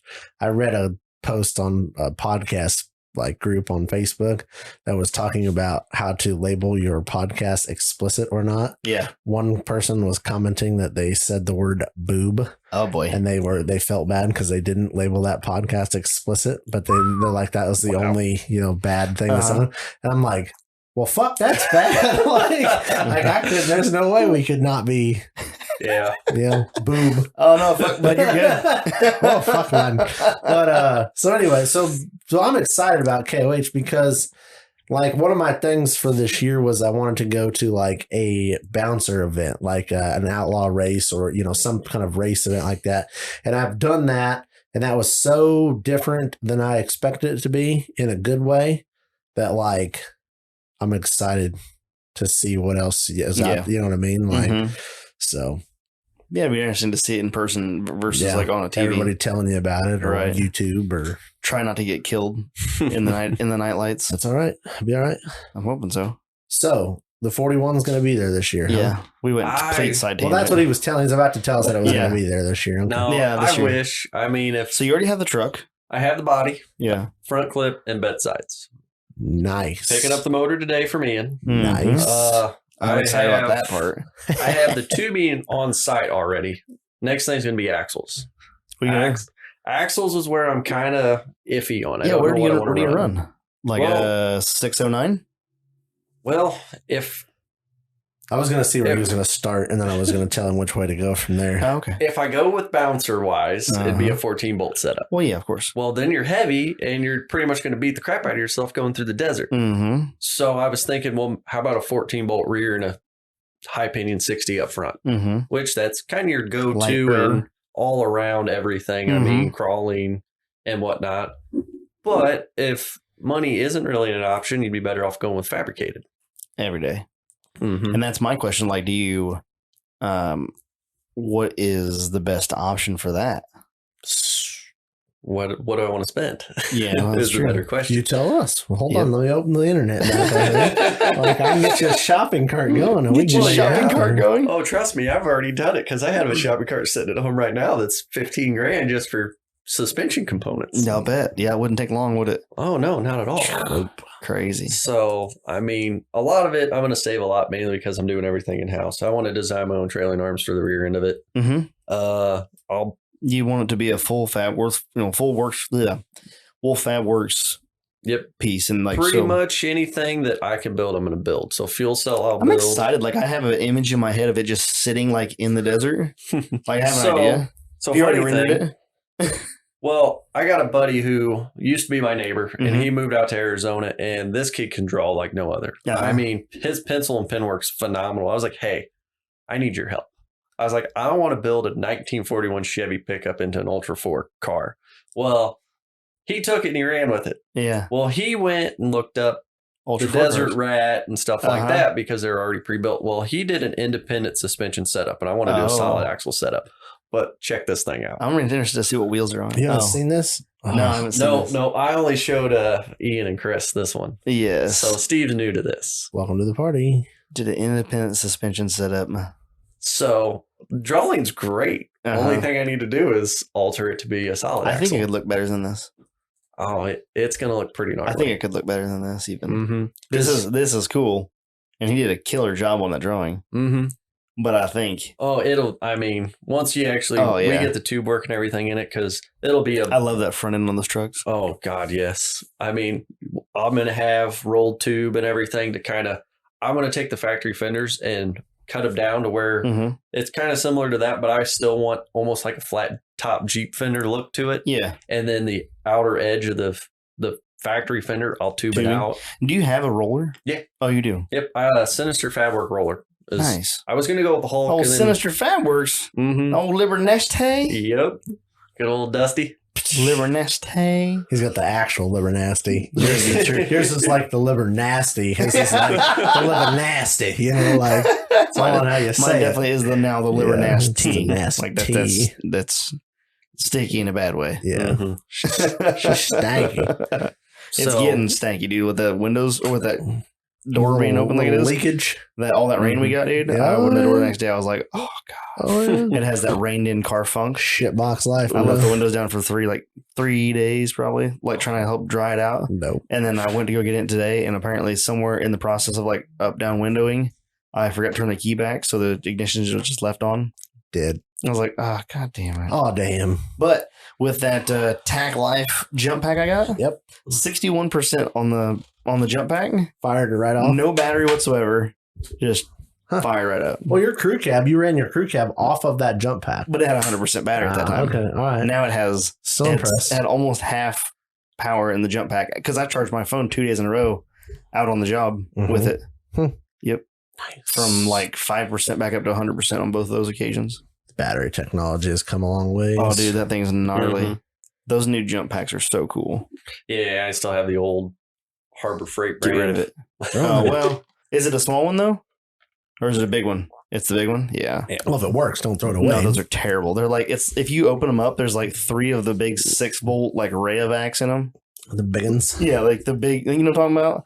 Like you used to put in like, what, your old flashlights? You remember the old flashlights? Yep. You don't remember, you're too young. Oh, jeez. You haven't lived through the fucking D-cell phase, man. No, not in D-cell. These are like, God. I don't even know what the name of these are. You know what I'm talking about though? I believe it was a big old box. Yeah, and they're full box, of D's. But I want to say it was a Rayovac flashlight is what I had. That had that in there? Yeah, because it had it was like a fucking, looked like 2 bricks put together, had a handle, and then you could flip the one like, it was like a switch on the back to turn it on. It had a flutter spot flipper. And then on the back, it had like a little square. You'd flip it on. It had like a little red blinking light. It was like a fucking like, please don't hit my light. And it was an incandescent light. Oh yeah. It wouldn't light you up from here, but boy, it sucks some power. Yeah. Yep. Yeah, if you split those open, somebody did a YouTube video on that a while back. You could go buy those big batteries like that, and you could slice them open on the side and tear them open, and they were full of D-cell batteries. You could actually buy those cheaper than you could buy a pack of D-cells. Really? Yeah, my uncle and my cousin did that for a little bit. They split open like, I don't know, 4 or 5 of them. They're just like, oh, it's cheaper than buying D-cell batteries. Yeah. Like, oh. Well, what takes a D-cell now? Your mag light? Yeah, pretty much. Yeah, like now those are all rechargeable. Oh you my! Buy a new you know one. what? My kid's swing seat that he has, the vibrator thing on it, it takes a D-cell. So, do you happen to know what your pinion angle or caster angle are going to be on this by chance? 7. Pinion angle 7. Caster angle 7. Spider Tracks wants to know when you order your thing. I don't. Well, I just didn't know. I was ordering it for you. Okay, so I've got an update here. Oh, there's none ready to ship today. Don't look at the price. It's sitting down. Anyway. It's 59. Tell me the specs. Tell me the specs. It is a 4-inch Pro Series housing. Okay. From Spider Tracks. It's with a 9. The Pro Series high steer arms. Heat treated gussets. Is this a high pinion arm or high pinion setup? It's their signature series. I don't know what that is. So yes. Okay. Let me get you some deets on the signature series. It's fancy. Just like us. Sorry guys for this shit podcast. We're just literally just hanging out in the studio looking things up apparently. Holy crap. You get the large fill cap assembly. That's good. I had to buy mine for my 9-inch. Oh god, you get your knuckles. Heat treated 4130 skid plates on the center section. Wow, these are nice. 4130 TIG welded steering arms for low, medium, and high steering arm heights. Man, he's pricing me a full axle. Oh yeah, not even a housing. Done. Oh yeah, no, it's done. Like this thing comes with the brackets already on it, ready to put in. Jeez. Heat treated 4130 knuckle gussets. Welded caliper mounts. So you're done. You got everything. You get the whole axle put together ready. Yep. What's it gonna set him back? $5,400. That's not that bad. That's really not. Yeah. I was gonna guess 56. Well, if you look at it, I think that's gears. Is that with gears? No gears. Center section? That's just your house. No drop out. But I mean, you can come across no axle shafts. Okay, so $8,000. Yeah. You can come across stuff. Yeah, you can come across a set of reverse cut 9-inch gears just floating around. Well, no, not just floating around, but I mean, you can come across the housing. I don't know. I think it's doable. I would go with a 609, like a built. I would 9-inch centered 60 outer. Better clearance. Yep. Yeah. Custom made, like, so a little bit beefier. Obviously, it's got 4140 skid plates. 41, yeah. Whatever. It's just like plate welded on. Hardened skid plates on it on the bottom. That's good. And then, and then you have your knuckles are not your knuckles. Your C's are going to be gusseted. Gusseted from the factory. Because I mean, if you look at like a 60, what are you going to do to it? Well, you're going to want to truss it. You're going to do this. You're going to want to gusset the knuckles, and they're going to send it with extra thick tubes already. Yeah. Yep. So that's what I mean. Like by the time, because that's honestly one of the things with my 14 bolt is like you could build a 60 for a couple grand. Or you could take, and I didn't do it the right way, but you could take and build a 14 bolt the right way and end up with a 40 spline axle, 14 bolt steer with some beef fucking parts for about the same ballpark money. So here's the question you gotta ask yourself: concrete floor in the new shop or new axles? Exactly. That's where it's gonna be. Well, ain't nobody gonna be looking at your dirt floor working the rocks or working them, or having it, or Well, yep. I mean, push it outside in the gravel every time. I don't know. Like if you want to do like I don't know. If you're doing like a standout piece, like you're saying, where you want it to be like, it's got to be a fab axle. Yeah, it's my vote. I agree. You got to spend the big dollars and do that, and then that means obviously that means not going to 2021, but 2022. Yeah, it's definitely going to be stretched out further because it's being a longer term build. Unless you get a good quality sponsor. Yeah, turn its head and looks at sponsor wall, and who wants to help us today? Yeah, if you build something like that, you're probably talking what 40 to 60 grand. That's kind of where I'm budgeting it at. I'd like to be the 40 to 60 grand. I know range. what's in my shit pile in the garage. Yep, and I think your 60 grand is light. You think it's light? Yeah, well, light. Really? Well, the difference. Yes. The difference is he doesn't have to pay somebody to build his chassis. This is factual statement. Damn. The chassis is not the most expensive part out there is the problem. Well, yeah. You got a good deal on yours. I got a good deal, and it's still wrapped up in that. And he's hesitating to build another one. No, I'm not. I know. I don't think you're cutting as good a deal next time. I don't know. Oh, he actually has to show up. I mean, he keeps talking about it. And I say, bring me the parts. And he's like, well, I got to finish this one first. Yeah. Let me get the first one done first. Yeah, I'm getting this one close. Mm-hmm. So how much? So when you gave me that quote for that cage, how in depth were you going to try to get with that cage? Because I was thinking something just enough like not to kill me when I rolled this. You want a roll bar? A driver's side roll. Well, no, I mean, it's got to be more. It's got to be more than that because it has to. Because like once you cut the roof off that thing, it's literally just a pop can. It's fine. No, it has to be enough to hold the Jeep from like. A crushed up pop can is still a pop can. It's still funny. It's still a pop can. I mean, that was going to be all TIG welded good cage. Oh no, that's too much. It's a shit. Did you see it in the street? That's fine. You can't cut his quality down, bro. Right. He's got to keep his standards. My name's gonna be on it. It has to be good. I mean, it would have been a good cage. Oh, I know that. When you say that price, I was like, oh god, he took the pictures I sent and went full on with it. Exactly. I mean, we're not trying to build a reliable piece of shit box right here. Okay? I just want to go wheeling with no roof. Yes. I mean, if you want just a hoop, I'd go grab some water pipe. Yeah, poop pipe. Poop pipe. Done. That's all we need, buddy. Yeah. You got a pipe bender, right? Not a tube bender? Yeah. Hold on. Let me go order some different dies. We got to go from different dimensions on this one. Yeah. But run down to Harbor Freight and get you a pipe bender. Yeah, exactly. Uh-huh. That's so whenever I first started this whole extravaganza, buddy was like, well, I got one of those you can borrow. And I literally walked up to his shop. He's kind of builds like drift trikes and just buzzing in stuff for fun. He's like, it's right there laying on the ground. I'm like, yeah, that's the Harbor Freight. I was going to say, I can tell you when somebody said, hey, my tube bender's laying on the ground. You're like, no, sir. Anything you would use to like build a nice cage is not laying on the ground. Yeah. I mean, mine's on a nice fancy stand that I built. Fancy stand. It's on wheels with locking casters. Oh yeah, I don't have locking casters, but it's on wheels. I went fancy. And then I never lock it because you always leave like one lock and you go to drag it. You're like, what the fuck? You think it's like stuck on a zip tie, but it's not. Damn casters. Or it actually is stuck on a zip tie and it's the same result. Yeah. You're still pissed off. Junk shit. It's great. I love it. So, 2021 KOH. Yeah. No, 2022. Sorry. Yeah. I'm always behind because, like, to me, King of Hammers hasn't happened this year yet. Yeah. I don't know why I just lump the end of the year. It's the beginning of every year. Yeah, it's like the beginning of the year for me. So I'm like, So 2022, we'll see you out there. I'll be there. Hopefully, either you're going to be in the passenger seat or pit crew. I'll be doing something. Depends on how much you help me. We'll be announcing. Fuck. That would be 2021. Yeah. Well, whenever he messes up, first place, Josh Wolff. Everybody's going to sit there like, this guy's broke down in the pits. Stop plugging the guy that shit broke already. Quiet.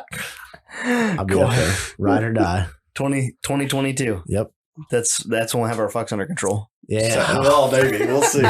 Big life changes may happen to get our fucks will be out of control after you get hammered. My kid will be old enough. I'll have to have it under control. But after the kid says fuck the first couple times, that's fine. The kid's going to go fuck and he's going to be like, well, fuck. I was thinking about that a little bit. I was thinking about that the other day. I was like, oh, man, when Owen gets old enough, he's not, I can't let him listen to the podcast because it's just all full of fucks. There's a guy I work with. What do I do? Well, I mean, podcast, you working on stuff. He's going to hear it anyway. Yeah, I mean, I'm sure. I mean, it's a given. I mean, that's how we all learned. At some point, you're going to hear it. You just don't want. Just bring him over here. Yeah. I'll drop the first F-bomb. Okay. And then it's just my fault. I'm perfectly fine fucking up your kid. I'm sure that you will not drop the first one. I mean, he has heard it. He may not recall it, but he has definitely heard it. I can take the credit. I'll take the dinger for giving your kid the F-bomb. Yeah. And then you just, well, he already knows it. That's fuck Ian, you know. Just let him listen to the podcast now. So maybe someday we'll make a kid-free podcast or a kid-friendly podcast. But how much fun would that be? I couldn't. The luck I have, I cannot use or I'm not use the word fuck. No, I'm sorry. I had the word fuck wrote on my what's new like 3 times. We could just beep it out. Beep.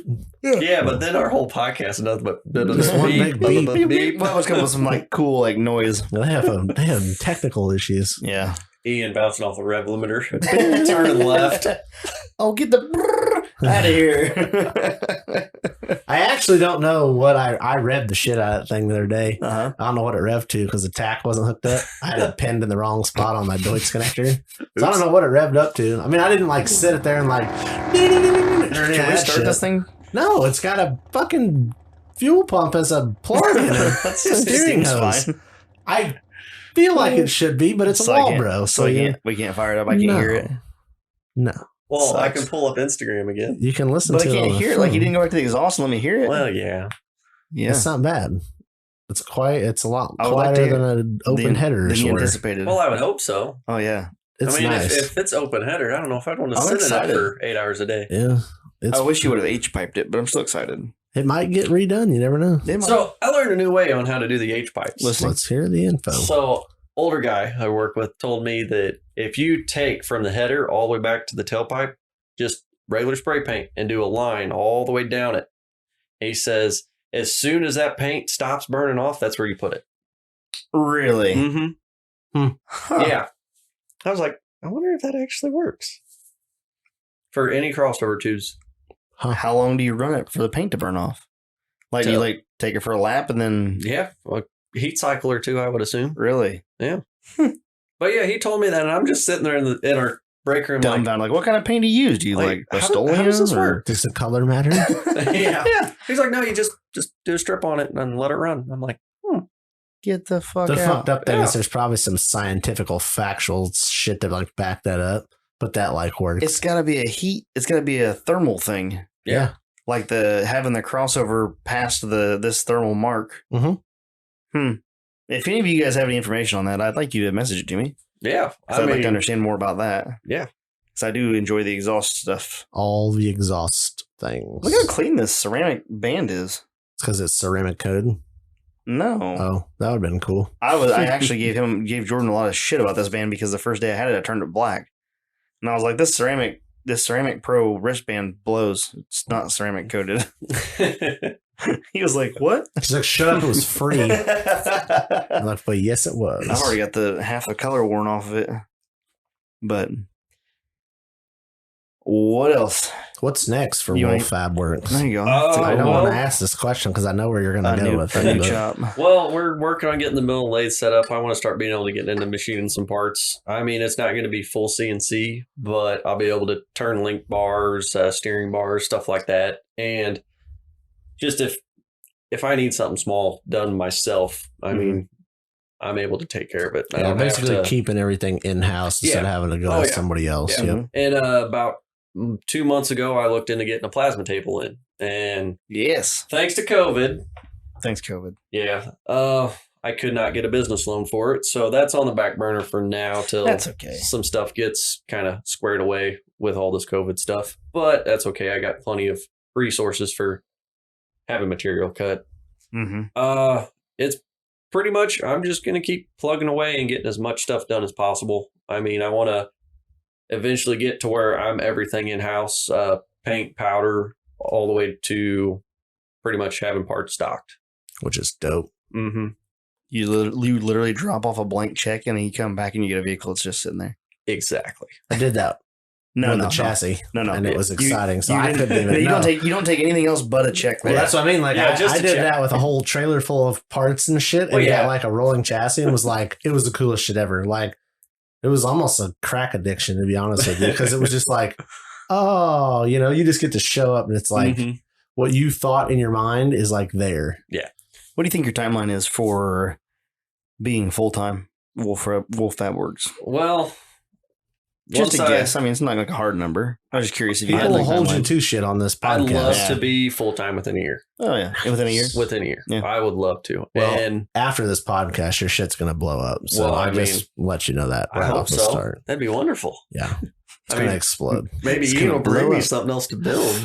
Maybe somebody else will bring something else to build. I got to get this one out of here. If you guys are down around the Southern Illinois, St. Louis area, I mean, you now have a guy that does all your fab work. Yeah. I mean, as if you aluminum, stainless, carbon steel. I mean, you were doing and I don't remember who it was. I know his name, but I don't remember it. When I was dropping my shit off, there was another guy dropping his Razor off, and did you do like a full chassis on that?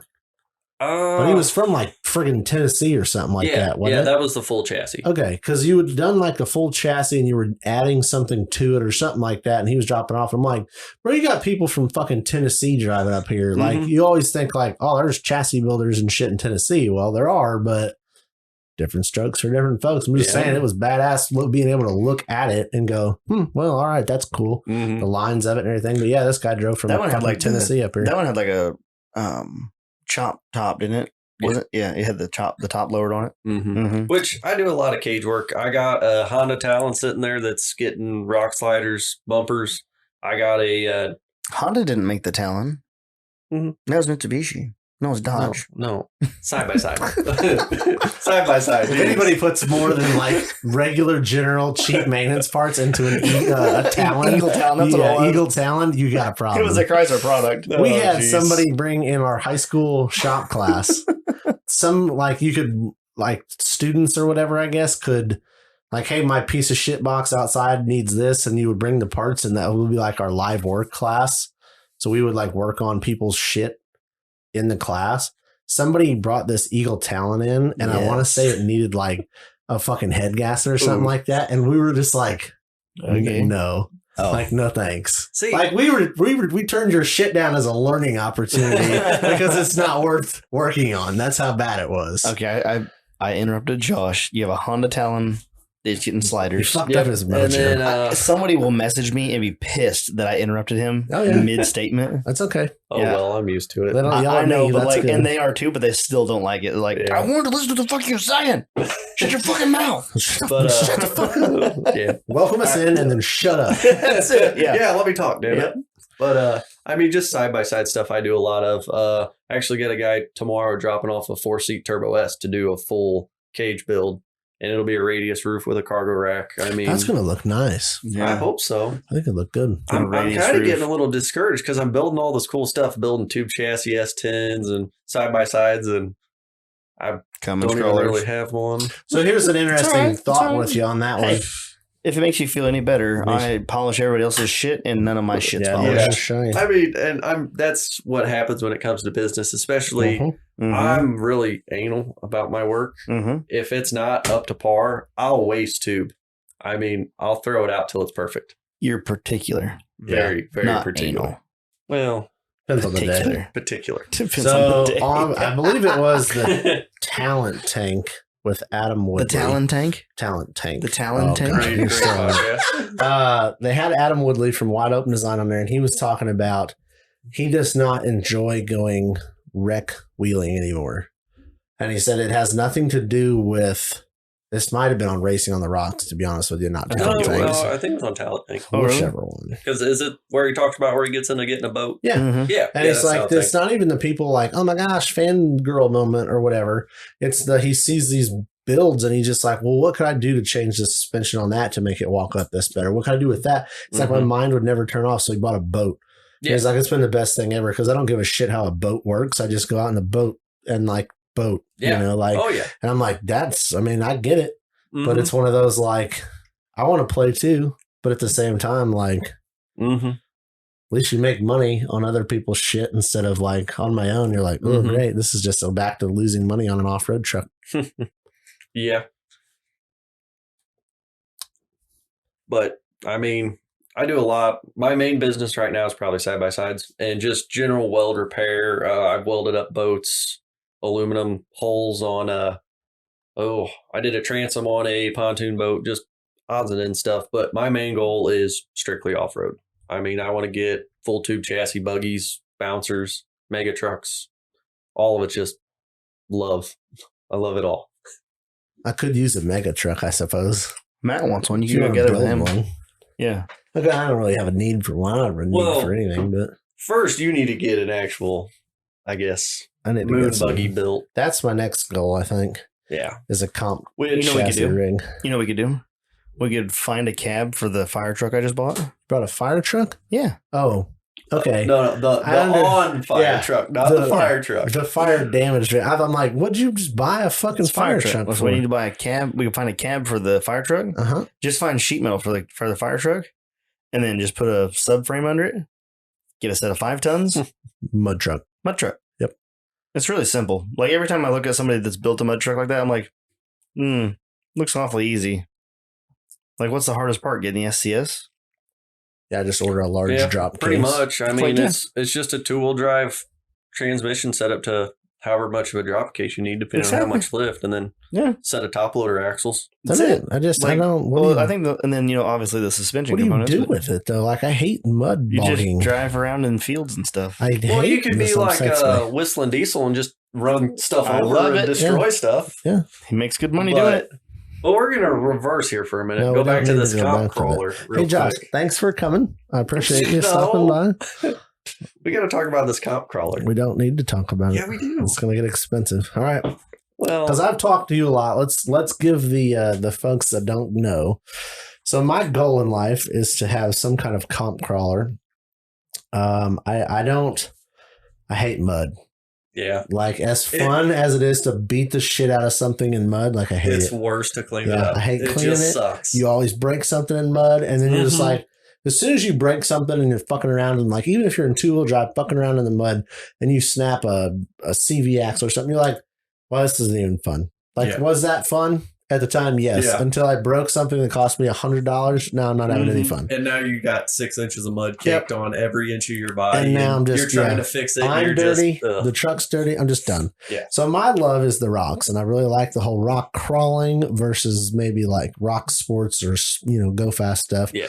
So I've always been in that like, ooh, need a crawler. Well, now after last week's episode, we know a little bit about maybe a Trail Hero event coming out.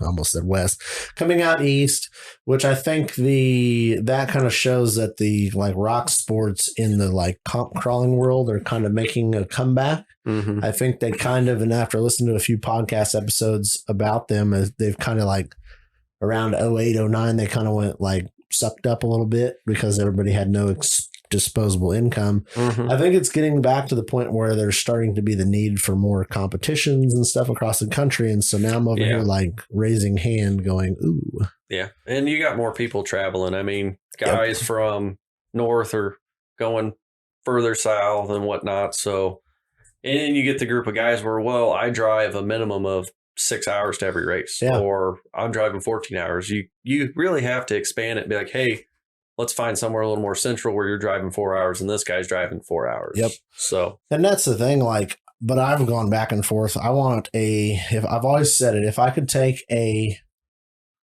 Jesse Haynes Fab chassis, like his moon buggy chassis, and a Rock Lizard chassis, and make them together to have a rear engine, bare bones comp crawler, but with 2 seats. Like, I think that'd be pimp. As bad as 2 seats would be for like a comp rig, I don't feel like I want enough. I want to haul 2 people. Oh yeah, that's my thing. I mean, it's the enjoyment of it. Yeah, you get into single seat in your competition every weekend. That's not bad. But as soon as you get in it and you load it up, hey, we're going to go wheeling for a day just for fun. Then you're sitting in a buggy by yourself. You have nobody to talk to. Well, and that's where I'm like, I would love to be able to take this, even if it's like a full comp rig, like no frills rig. I would love to take it and go to like an outlaw event and just drive, from the hill to the pit kind of a thing. And not so much, I'm going to go comp crawling. I know I'm literally just using it like a freaking John Deere Gator at this point. Yeah. But I want to have two people in it. And the thing I'm like, so I was like, I want a Jesse Haynes comp style, like full blown buggy, but I want that 2-seat like a Rock Lizard has. But I haven't. So that's where you come in. You're going to build this for me for free. Oh, now you stop behind. Well, okay, I just wanted to. So you know that dessert thing we were talking about? This is the main course. Oh yeah. So I was actually going to see. I want to work with you on that. I want to be a sponsorship of that chassis. Sponsor my shit. Last call. Do you put the sound clip in every week? Do you not listen to the podcast? No, I don't. Not all the time. There are certain times, but no, I don't listen. I don't want to listen to myself talk. Yep. I got to listen to myself 200 and put the sound clip in every time, and every time you're in the sound clip laughing. Well, in the background because it's funny. That's because when we did it, it came out so it was like, God. Holy shit! It's so perfect. So beautiful sounding. Nice. So I don't need to add the.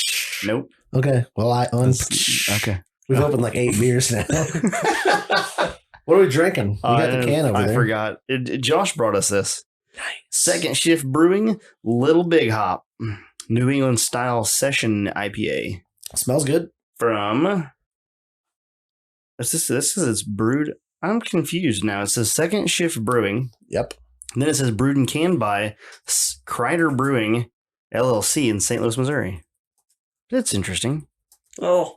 I mean, and I'm pretty sure it's a microbrewery. So it's a micro that has a larger. They might have the best fucking corporate slogan I've ever heard in my life. Okay. Second Shift Brewing. Drinking our beer is your second job. Okay. Like, fuck yeah, it is.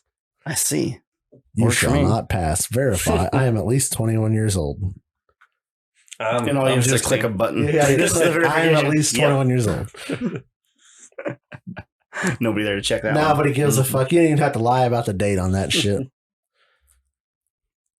Not bad. Not bad. Huh.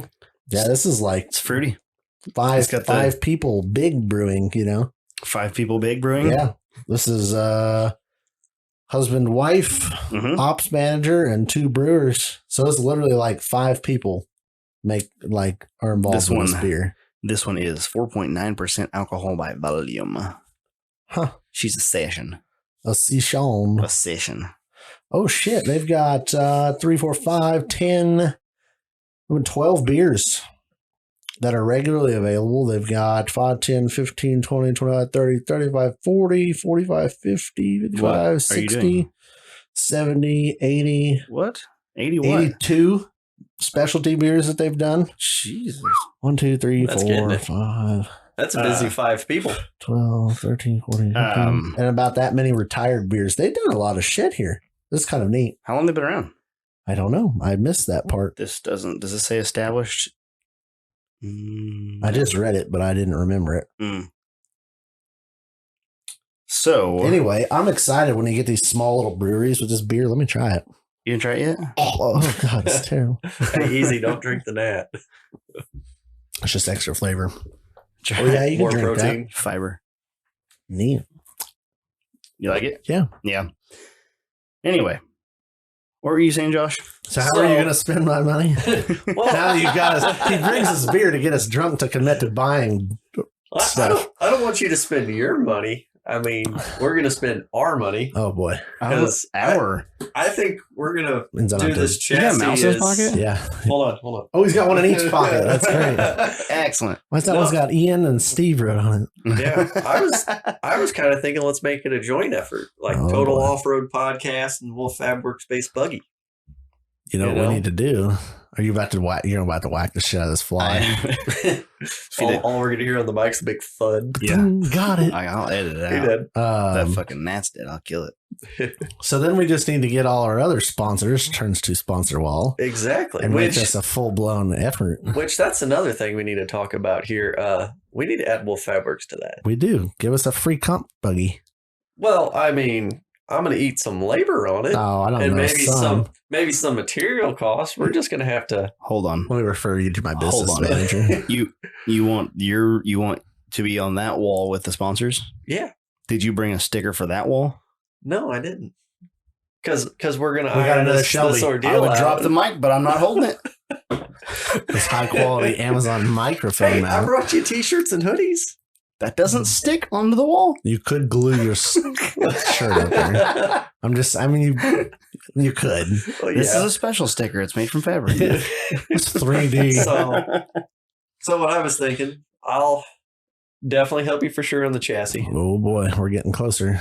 Closer to free. I was thinking about eating majority of the labor and possibly the material cost because I think it'd be pretty cool as long as this is for the Jesse Haynes. This is my Jesse Haynes. My Jesse Haynes rock lizard is going to come out, and it's going to be a Haynes lizard. My Haynes lizard is going to become a wolf. Yeah. If there's not a Haynes lizard sticker on the side of that thing, I'll put one on there. And Haynes lizard, Jesse lizard with a wolf eating it. Yeah, I took her on the first. Oh yeah, man. Yeah. I took her on the first date and showed her my Haynes lizard. Yeah. So he's got my name. Well, the thing is, I look at these and I know it's like everything. And we were just talking about this with the mega truck. Like, there's nothing. You don't spend money on dumb shit on a comp chassis crawler. Like, it's so bare bones and like, yes, you spend a little bit more money in axles. Yes, you spend a little bit of money in some like cutting brake stuff. But at the end of the day, cutting brakes are cheap. Mm-hmm. Most of them run air shocks. Yes. So you have a set. I have some 18. Get rid of them. Yeah. So that's what I mean. Like, you don't even go like triple bypass, or you don't put 8 shocks on these things. Like I look at like the top cocks in the world for comp crawling, and everybody runs air shocks. Yeah. So why would you go anything different? Well, you don't need a triple bypass. You don't even really need a coilover because none of it's high speed. Yep. So that's what I mean. Like, literally, it's so bare bones that once I get I want a diesel though. Is that stupid? No, that's awesome. Okay. Because I'm pretty set on I want a diesel. If you think about it, every single one's set up. They're not high speed. They're not high horsepower. It's torque. Yep. You get most of your torque out of a diesel. Front engine or rear engine? Rear engine. Don't you already have that? Uh-huh. Yeah. I was going to say, most of them are rear engine. You want to keep your front open for visibility. So you already have the engine. Uh-huh. You already have the shocks. I don't know if I'd use an 18. Why not? I don't know. Why not? You're only going to run, 3 inches of up travel at most? Not running most. 4 to 3. Everything else is you already have them. Well, I know, but I could just sell them and buy what I want. What do you want? Well, haven't you been trying to sell them? I know. I was talking to you earlier. I was like, I can't give them fuckers away. Exactly. I'm trying to sell some brand new 18-inch 2.5s. Not even 2. They might be a little big. That's my only thing with a 2.5. Oh, you think so? I don't know. Everything I've looked into when I was looking into buying my diesel. Well, I know, but the diesel weighs like 100 pounds. That's awesome. It's a little baby Kubota. Baby Boda. A baby Boda. So I don't know. That's where I'm at. I don't want to have to build something like that around something I already have. If that makes sense. Like if what I want at the end is blank, I'm just going to do it with blank the first go around. Well, yeah. Huh. Not that I couldn't use them, but it's one of those, like, if I have to change anything to use those, fuck it, I'll just go buy what I want. Mm-hmm. I feel like, but why couldn't you front and rear give steer. it like 6 inches of up travel in the shock and put your bumps at 3 or 4 inches of up travel, and then you'll have your shocks will be mounted a little higher. But then also, if ever you want to change something, you have that ability just to do whatever you want. I'm going to go out on a limb here, and I'm going to say, do you even run bump stops? I don't think so. I don't think I don't think anybody really does. I mean, a lot of guys you could actually set up and do a internal limiter inside of the shock. Just put you a blank in the body. Because I'm looking at this thing and it has no bump stops on the ass end of it. This is a Jesse Haynes buggy. Well, because they don't go fast. They're just easing around. That's what I mean. Yeah. Like, you're not using huge links. Most of them are smaller length. I was going to say probably 1.5 inches with like a 3/4 inch heim. 3/4 inch heim with 1.5 inch links is what I've generally seen. So again, you're not, because you're going light as fuck. Mm-hmm. Somebody was talking, and I don't remember who it was. Somebody was saying that like rock crawling and rock sports went heavy.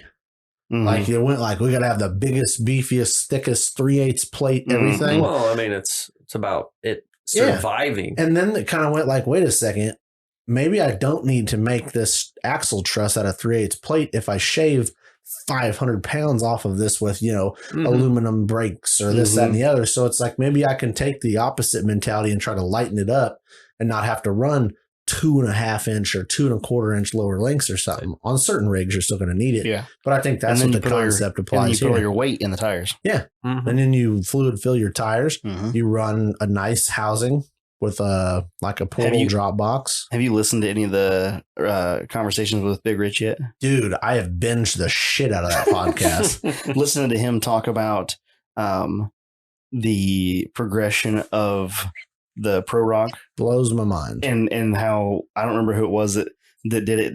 They were against putting stuff in the tires. He was against fluid. I just listened to this one. He was against fluid in the tires, and the guy goes, "Well, fluid's free, so it should be available to everyone." Yep. He's like, if you don't do it, he's like, I'm going to build the wheels out of, was it tungsten? He's like, I'm going to weld. It was like, I'm the only one that can afford like $15,000 of the tungsten, and I'll weld it to my wheels or whatever he's going to weld it to. No one else will be able to compete against me. So it's your call. He's like, damn it. Yeah. And but the fucked up thing is like, touche, That's funny. I love it. Listening to that, I was like, man, like that sucks. But at the same time, it's like, touche. Awesome. Yep. So that's what I mean. Like you're going a completely different mindset when you build something like that. That you're not going beef. You're going, let's see how light we can make it and see what happens. Yep. That's way cooler. So you're building a Total Offroad Podcast 2-seater buggy, and we'll have that done next week, like 2026. Oh, whatever. God. I mean, whenever he drops the parts off, that's going to be the deciding podcast. factor. Be a thing then. I think 37s, maybe 42s. Okay, 42s on race lines that we can't get. I'd have to buy some race lines for that because you got to have light wheels. What about KMC? Oh, you thought about going to those? No, got to do some methods. Ooh, methods are sexual. Yeah. If you're going to do it, you got to do it. Yeah. I don't know. I need to get down and figure out some particulars because I want to go into if I've learned anything building the dime piece, I've learned I want a solid plan. I want to sleep on the plan for like a month and then change it 37,000 times. So 2026 is where we're going to be starting. Yeah, you're on my schedule there. Yeah. So. But the thing is, once you get it figured out and I don't have any intentions on going out and beating Jesse Haynes in a comp. I just don't think it's going to ever happen. It's about fun. But if I could go out there and at least run the same course and go and finish it, I would go, holy fuck, man. Yeah. That'd be dope. And at the end of the day, you still have a little utility vehicle sized little buggy that you could go bomb around on pretty much any park in this country and still have a good time with it. Shotgun.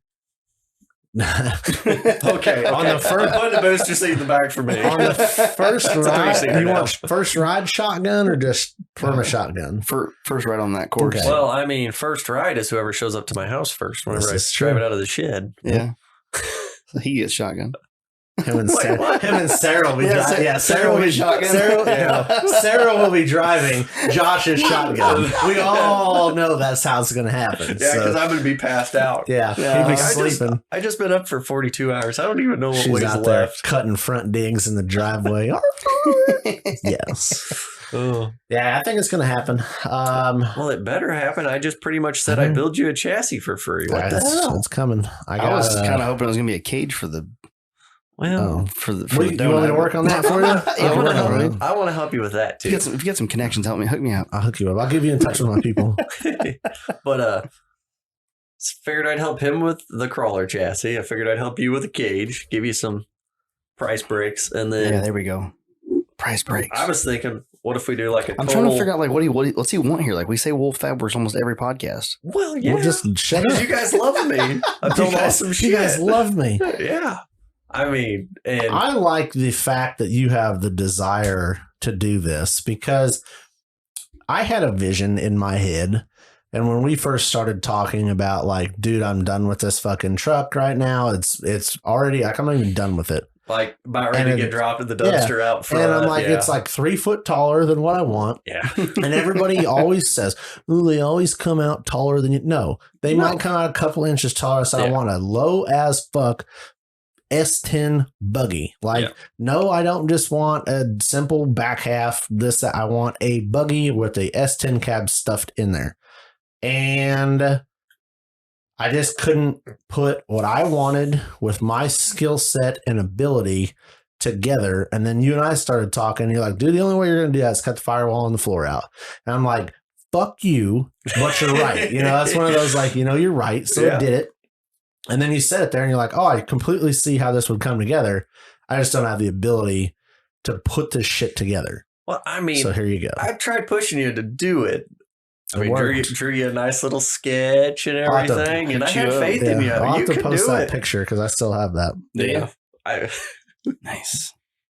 It's like as soon as you see it, you're like, that's exactly what I want. Mm-hmm. Like I know I was at least I felt like I was very, Is it just a sketch of the chassis or is it the whole deal? No, it's pretty much, I think it's just a chassis. I don't know. Well, it was like front clip because he was having trouble with trying to like locate the front axle and everything. And I literally did like 3D frame rails, 3D engine, like everything. Just sketch pad right there watching TV. Like this is what you need to do. And I'm like, right here. That's what I want. I just can't make that a reality. And now it's a reality. And to be quite honest, the first time we went, you were there with me the first time when we went down there and looked at it, and you just go, well, that's not at all like what I thought it was going to be because it's so much better. Like you don't look at those flowing lines of the tube going through from the front of the back to the chassis. You just like, oh, I just want some couple tube frame rails and boop, have a nice day. I mean, what I ended up with was so much more than what I even thought I wanted. And it all still came together. I don't know. I'm excited about it. It's hard to get excited about it right now because it's so seen it in the garage. But like seeing it, I had it outside yesterday. Yeah. And like looking at that, I was like, yep. Yeah. With this next set of doors that he's going to How are you moving it around? I got a Warren Pulsall. Oh, is that how you moving it? That little bastard has been the best thing ever. You just roll it out of the garage. Yep. And then you pulls all it back in. Yep. No, I pulls all it out. Oh, you do? I mean, it's got enough of a slope that I just kind of push it, my hand on it, and just and then it just winch it out. And then I unhook the wing, I just block it, and then but that lets me clean the garage up real nice and kind of stand back. That was one of my biggest issues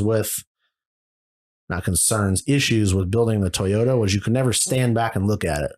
You could stand in the kitchen and look through the door, but you would never be able to like stand back and look at it and go, I really like how this is coming together, or that's a little off until you get it outside and you're like, ooh.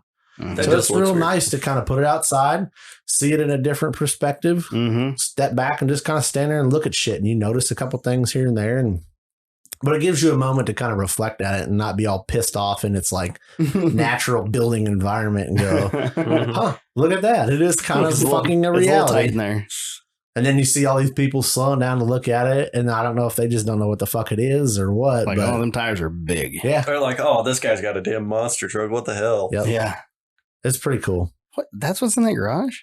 It fits. The neighbor heard it fire up and was like, God damn it. I was hoping I hadn't heard that in a couple of years and hoping it was gone. Sucker. It's been gone. It's been cooped up. Yeah. So I need to get that finished. And then we're going to build a comp crawler buggy. Yeah. Then we're going to build Steve a Liber Nasty 2.0. Yeah, I think that Liber Nasty is going to be way before the comp crawler. Instead of Liber Nasty, we're going to call it Liver Nasty. Liver Nasty. Lib Nasty. What are we going to call it? We can't call it the Liber Nasty. It's already been done. Miss Nasty? Miss Nasty. That sounds dirty. And not in a good... that doesn't sound like, oh, yeah. That sounds like, oh, shit. I don't know what we're calling. We'll figure out a name for it once we build it. We're going to cut the roof off.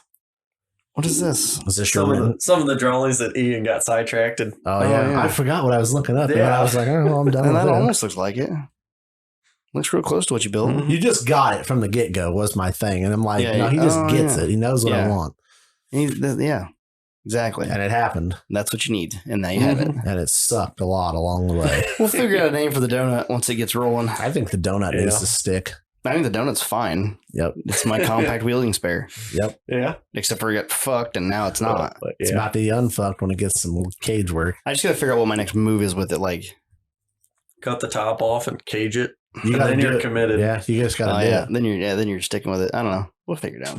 All right. Well, Tell them where they can find all some discounts. Well, we got to talk about that still. What are we talking about? So if we put, did you bring a sticker? I didn't bring a sticker, but how in the hell are you going to get on the wall? I'll mail you a sticker. Well, some other asshole said he'd mail us a sticker too. And look, did you see 9 weeks later? Did you see the sticker he sent us? Look at this. Look at this. You didn't know it was that big in the podcast, did you? No, because it doesn't. Look at this. It's a fucking 12-inch sticker. That's about the size of my head. Yeah. No, your head's fucking smaller than that. That's bigger than the normal fucking Bigfoot's head. And that's what you get. You get 9 weeks and you get a sticker that's... He overcooked it. I'm pretty sure there's a sticker on the back of that S10 out there, isn't there? Nope. No? You never put it on when I gave it to you? Nope. So we have a sticker. I think I do have a somewhere around here. In the sticker folder. It might be in the folder. I don't know. I'd have to look. I got so many stickers. But oh, dude, I have a box now because we cleaned out the office. Oh, that's what we did this week. We cleaned out the office. That shit's worse than wheeling work. Hell, he should have a sticker too when he was out of my house. My pile of stickers is this big. I know, my file folder is thick. A solid inch of stickers. I didn't know I bought it. And those are the ones that aren't on the beer fridge. Well, yeah, because I've got my toolbox. Yours might be on my toolbox, honestly. Oh, yeah. You know what? I think it's at work. Is it on your toolbox at work? I don't know. I feel like it's on a toolbox. Yeah. Was it in black? I think it was. I feel like it is. Anyway. Because I didn't want to stick it on the window. Oh, I didn't stick it on the window. No. I think it was on the window, but the window's in the dumpster. Oh. Because I got new glass for it. Really? Yep. Man, threw my sticker away. For sure what is wrong sticker? With this guy? I'll build you a buggy, but can't get you a sticker. It's Shelby's motto. So what do you want here? You want like a I mean, that wall doesn't mean anything. Nobody knows that wall exists except for these two guys. That is very true. I mean, looks good for photos. It was on the live feed once or twice. Yeah. I mean, if you're hell bent on getting on the wall, we'll put your sticker on there. I think we know the people that are making it happen. Sticker with a 5% discount for work. 5%.